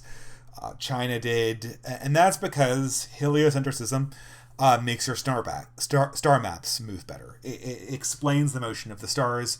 It explains the pattern of the seasons a lot better than does geocentrism. There's one thing, though, that heliocentrism does not explain until you get things like Newton. And that is physics. Because we were operating under Aristotle. And Aristotle had this idea of, motion coming to a stop, right? He said, objects in motion naturally come to a stop. And this is the physics of Aristotle. It's totally incorrect before Newton's inertia, right? So if something is moving and you're on the moving object, you fly right off of it, right? Because your nature is to come to a stop and the object is moving. So how do we know that the Earth isn't moving? Well, the mountains don't fly right off of it, right? The seas don't suddenly just go flying off into space. And the view of heliocentrism could not be reconciled with our understanding of how physics worked. And for that reason, it was resisted. But the resistance of adopting heliocentrism for this reason actually resulted in quite good effect, because once we actually adopted heliocentrism, it called out for an explanation of why the motion, the bodies on Earth move differently than they did in the heavens. And this is the direct impetus for discovering the Newtonian laws of motion. And and China nor India had these advanced concepts of physics, and what led them to adopt heliocentrism much faster. It also made it so they didn't ask the questions they needed to ask once they actually adopted the theory. The objectivity of that methodology is utterly immune to anyone's motives. You can use the scientific method to create a nuclear bomb, for instance, or you can use it to create better crops to feed the starving. In other words, the answer is the answer, regardless of why you decided to seek the answer in the first place. Just as telling, however, is the fact that David mentions nothing of Copernicus's most influential detractors, famous theists who derived most of their arguments against Copernicus not from scientific methodology, but from Scripture. They included John Calvin, Martin Luther, Philip Melanchthon, Nicholas Serrarius, and Francesco Ingoli. So let's be clear. Even in the midst of the Protestant Reformation, there were influential Christians on both sides, united in their condemnation of Copernicus. Oh my God, there was disagreement, guys. That's amazing. The Catholic Church actively suppressed Copernicus's work, removed and altered passages of it because it was, quote, contrary to Holy Scripture, and they didn't want it to, quote, creep any further to the prejudice of Catholic truth. 400 years later, David Wood comes along on YouTube and says, we have Christianity to thank for Copernicus's discoveries. Yet when we look beyond the surface-level thinking, look beyond the snippet of a quote, and as we actually do the work and delve into the history, what we actually find is a great swath of influential Christians fighting tooth and nail against the very progress that Christians will eventually claim credit for after the truth of the matter becomes apparent. Christianity fights and fights and fights, and when it finally loses, it pretends the fight never took place and then plagiarizes the winner. That's not bitter. Oh God, I don't know. The critique of this really did not change. I feel like it's kind of coming to an end. If the findings of those scientists reaffirmed Christian truth, they would not have been so thoroughly persecuted from every corner of Christendom. The reason they were persecuted is because the implications of their scientific findings were contrary to Christian belief. Well, how is that possible when you admitted that the Greeks persecuted atheists too?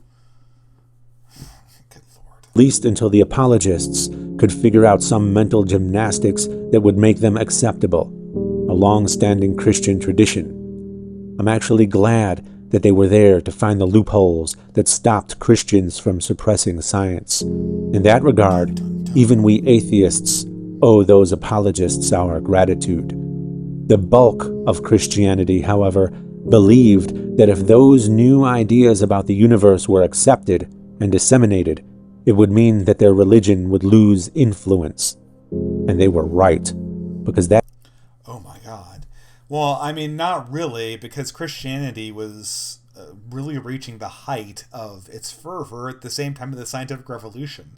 People are unaware, but there's oscillations in religiosity, even in the Middle Ages. You know, there were more secular ages, there were more religiously based ones, and I'm afraid that the 16th century was a highly religious age, and that continued on well into the 19th century. I mean, the advent and discovery of science, it really did not have any noticeable effect on religion until the 19th century, until industrialization. That is exactly what happened. Their fears were justified. The truth will out. Their brutal dominance was righteously sacrificed for a better, more prosperous, less authoritarian world.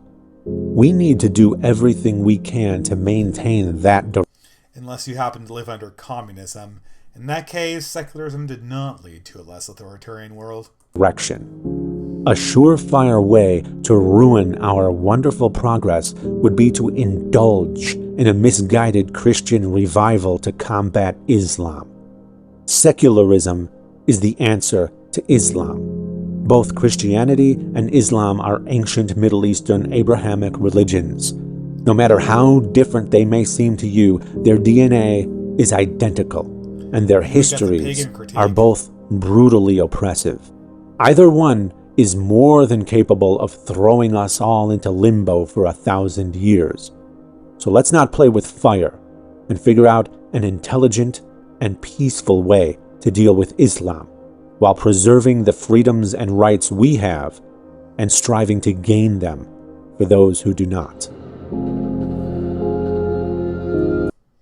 So, oh, good Lord, where do you end with this video? I mean, it's wishful thinking. It didn't provide any answers. I kind of knew that on the outset.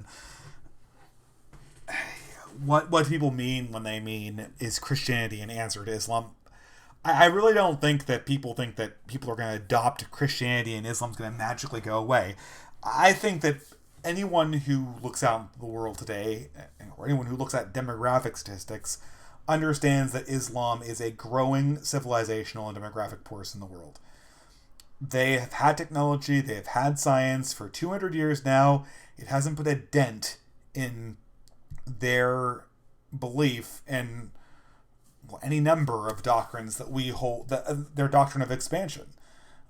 So the West is either going to have to get over itself, it's going to have to get some understanding of metaphysics, get some understanding of objective justice, it's going to have to start believing in itself again, or it's just going to be subsumed under an expansionistic Islamic world. Demographically, if not otherwise.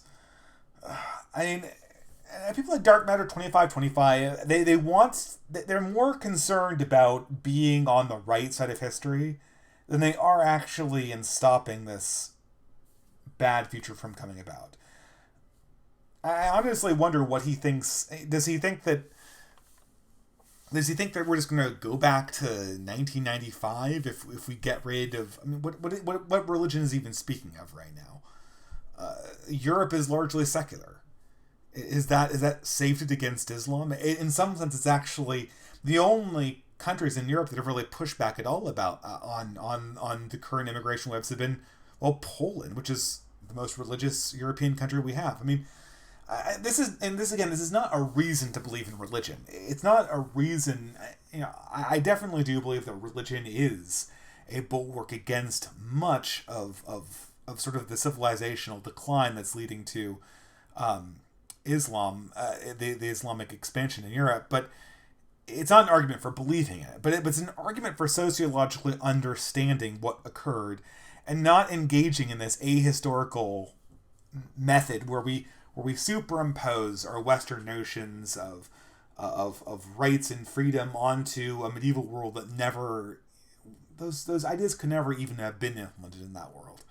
So I don't know. 40 minutes, ladies and gentlemen. There you go. Oh, and I have another super chat from Vincent Villi. What is your opinion of Orthodox iconography? It's beautiful. It's beautiful. I am somebody who comes from an atheist, secularist background. I've always felt very uncomfortable about worshiping in front of icons. It's never come to me naturally, especially relics. It's not really my thing. But I respect them. I respect what they've done for people. I respect the fact that they're part of the faith insofar as they're Catholic. And I admire the craft that goes into Orthodox iconography. And it's part of a beautiful culture that I'll just never be part of. I'll understand it and I'll admire it from afar. I kind of wish I had asked Jonathan Pegau about Orthodox iconography a little bit more. A few weeks ago, I had a conversation with him about culture and just the general Jordan Peterson stuff. And I kind of missed an opportunity to ask him more about Orthodox art. He even runs a journal that talks a lot about Orthodox arts and letters. And I looked at that a little bit. It's really fascinating.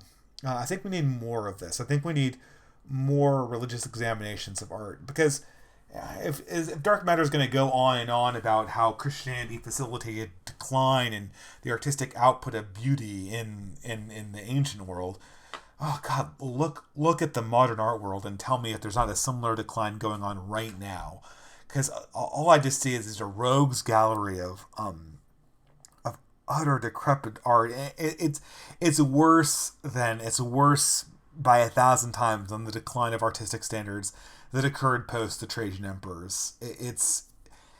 We've just lost the ability to find any interest in the human form. We've lost the ability to find any kind of fascination with larger questions of truth. And I mean, maybe I'm doing something similar to Dark Matter Dark 2525 when I say I think it's due to secularism. I think once and it doesn't necessarily have to be Christianity, but once you say that there's just no meaning, there's no objective truth, there's no objective beauty in the world, you're going to have an endless procession of Campbell soup cans, framed toilets, used beds that are found art, and giant sharks in formaldehyde. I mean, those are like the 5 most famous pieces of art in the last 40 years. I'm not even joking. Those are all pieces of art that are very famous. Condom-strewn beds and sharks in formaldehyde.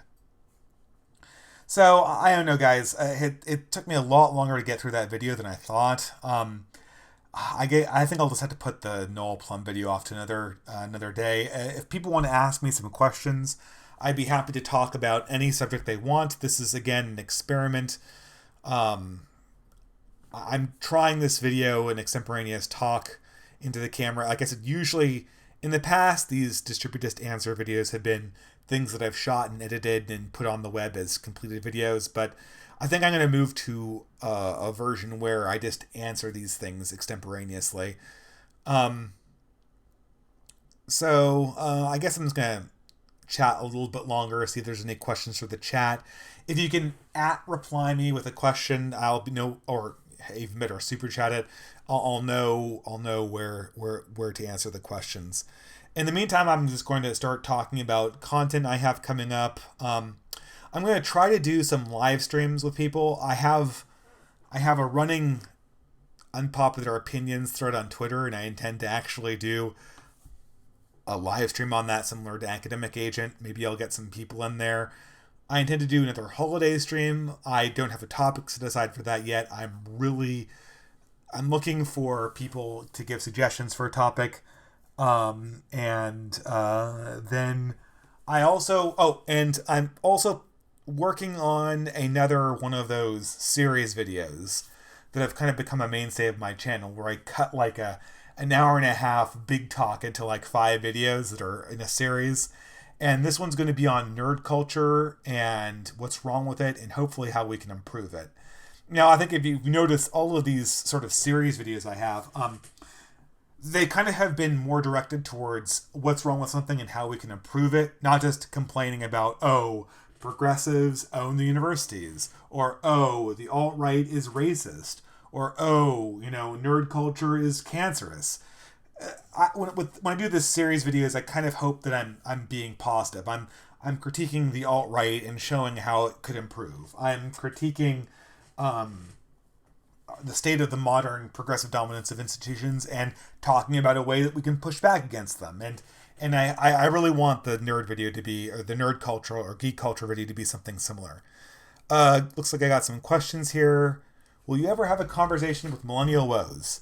I certainly will. I've been a little bit cautious about my interactions with the alt-right. I think I was considering putting my name in for Millennial 2017. I decided against that because I always kind of want to keep my interactions with the alt-right at arm's length. I am not associated with the alt-right.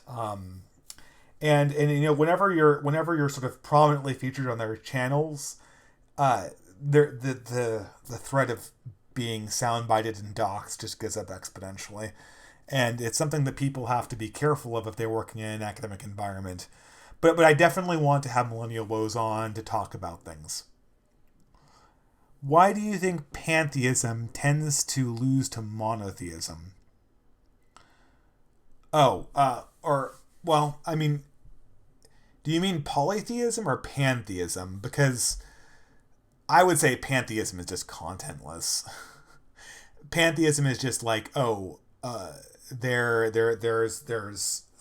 God is everywhere. God is anything. Well, if God is everywhere and God is anything, then God is nowhere and God is nothing. So it communicates no information, it loses. Looks like I got a super chat. I really have to make sure I don't miss these things. Will I ever make an art history series? Oh, I would love to. I don't know if I'm an expert in art history. I'm an engineering student that took 2 art history classes. They were the best units I ever took that were outside of my discipline in terms of my knowledge of history, and I think that I would love to. I would love to.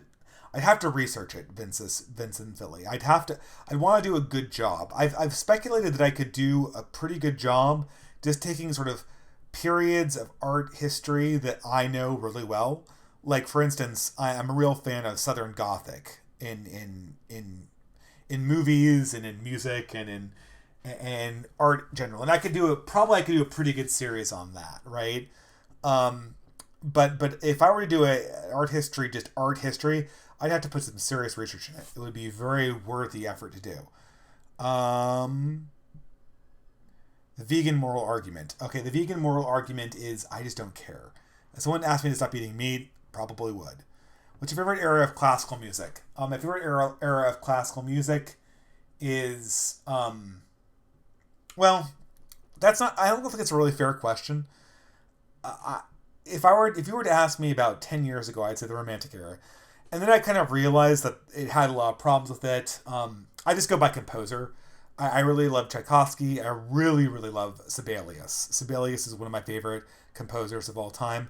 I'm quite partial to the early modernists like Rachmaninoff and Stravinsky, and my fiance is obviously she's a huge fan of the French Impressionists.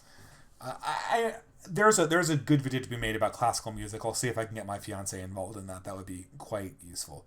Looks like there's another super chat here. Will you and Sargon have part 2 of the stream?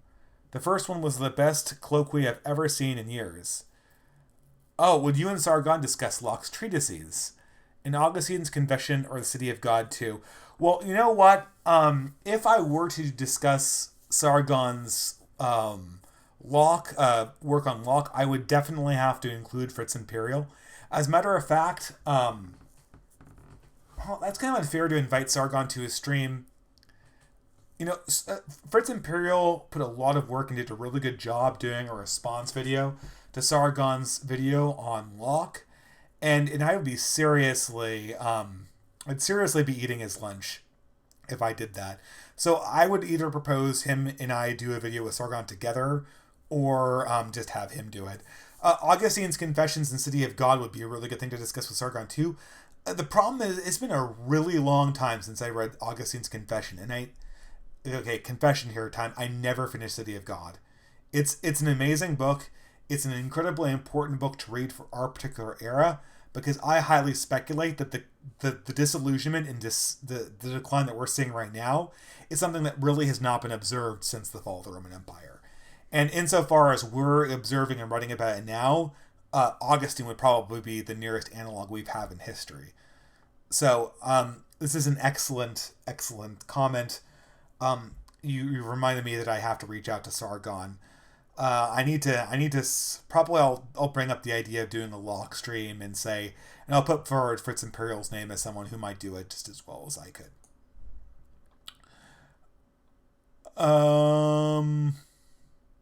What do you think about Vancouver? Is it similar to Seattle? The weather is similar to Seattle.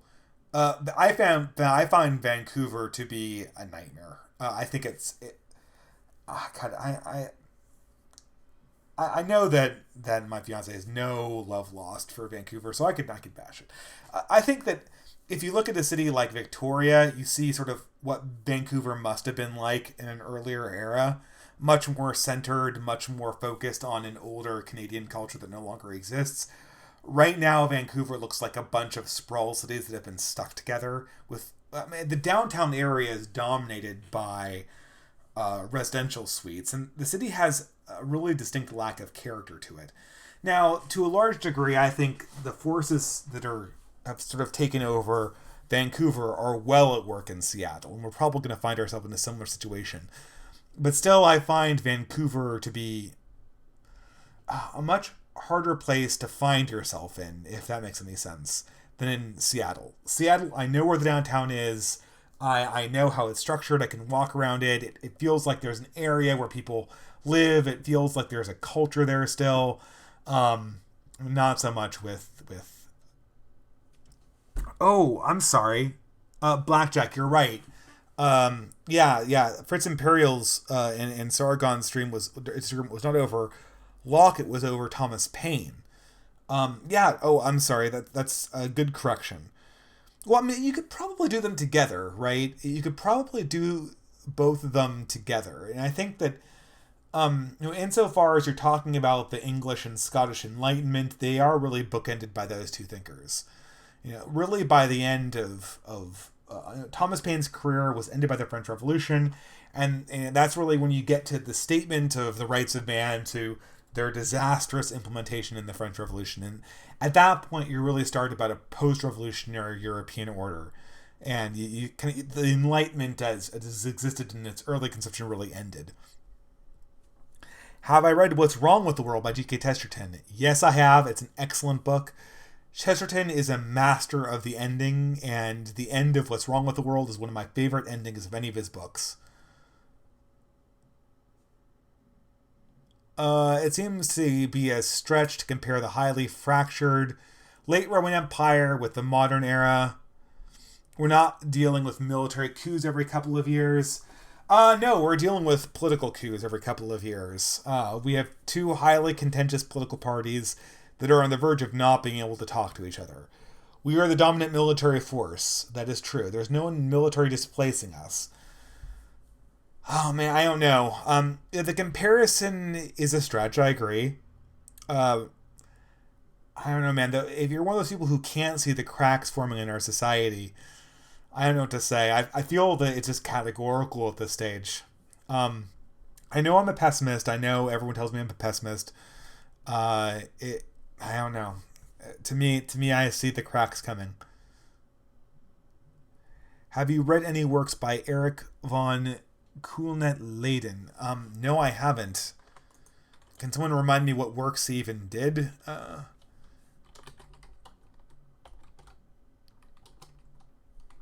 Let's just look this up briefly.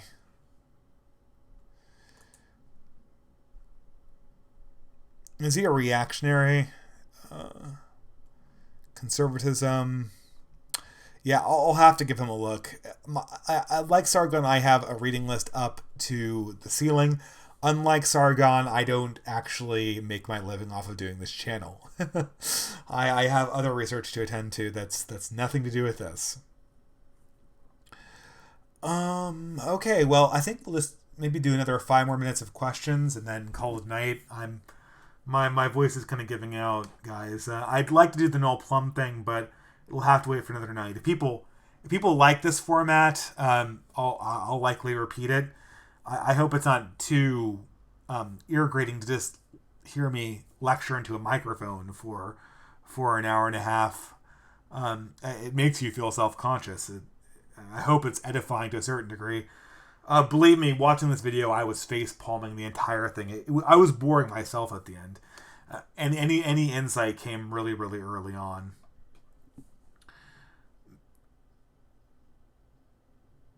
Would you argue that the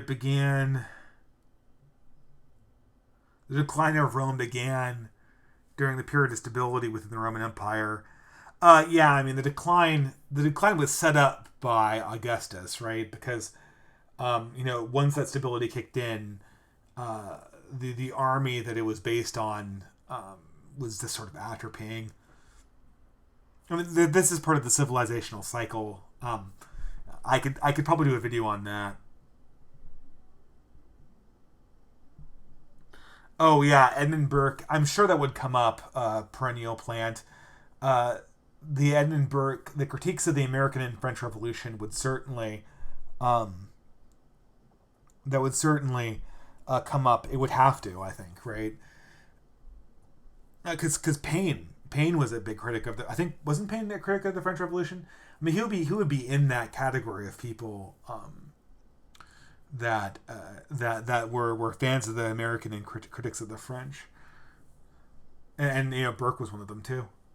What's your view of the neo-reactionaries? Neo-reactionaryism isn't altogether right.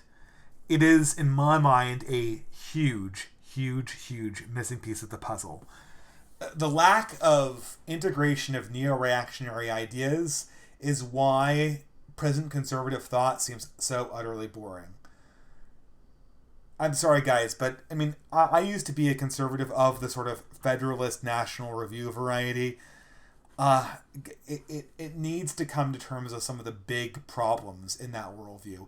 And one of the big problems in that worldview is its inability to explain it's the inability to explain Conquest Second Law. It's the inability to explain the natural lapse of all institutions towards becoming more progressive. Conservatism does not have a good explanation of why that occurs. It does not have a good mechanism for pushing back or resisting it.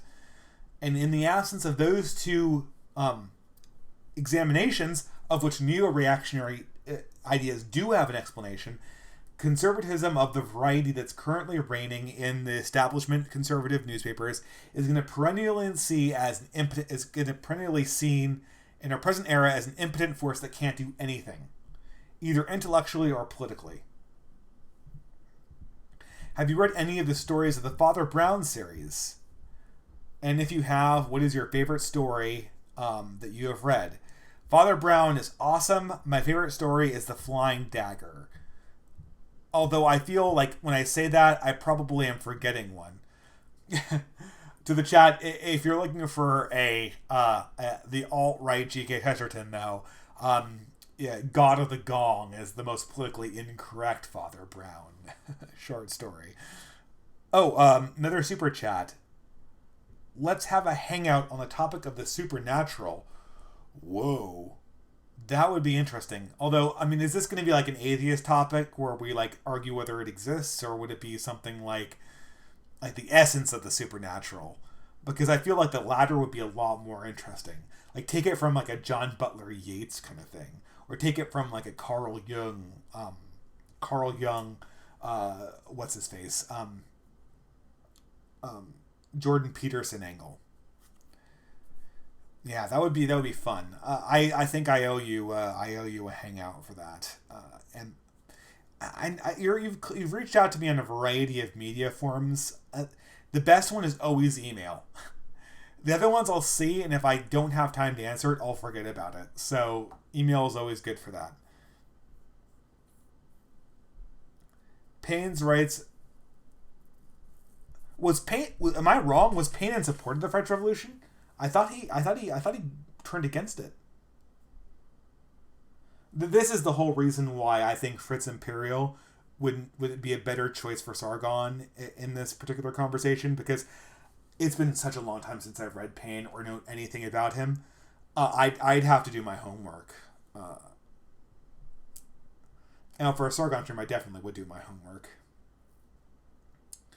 Do you think foreign investment, which is causing... Well, no, foreign investment was definitely the reason why house prices were sky high in Vancouver. The whole city seems like it's a money laundering scheme for the Chinese elite.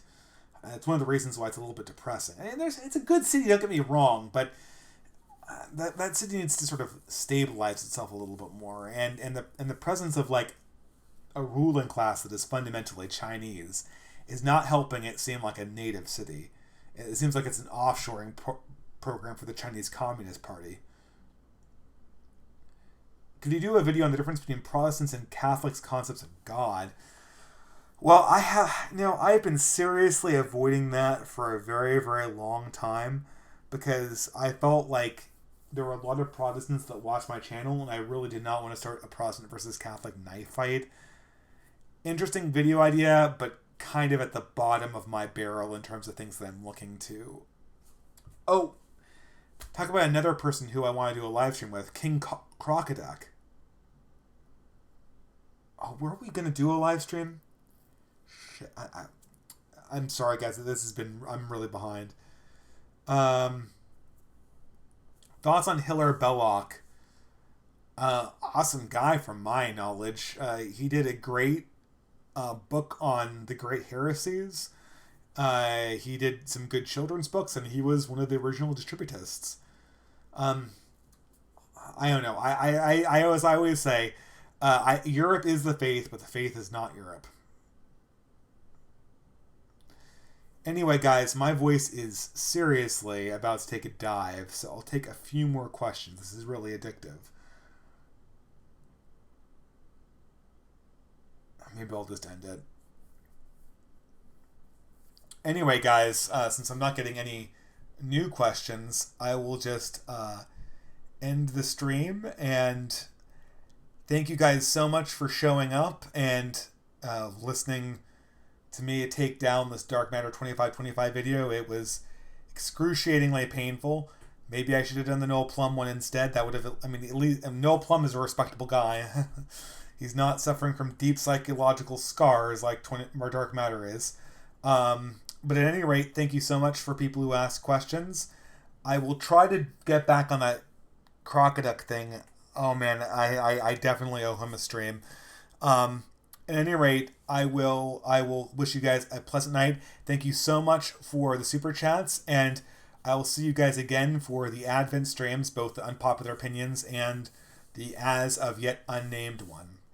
So, great. I'll have to kill this.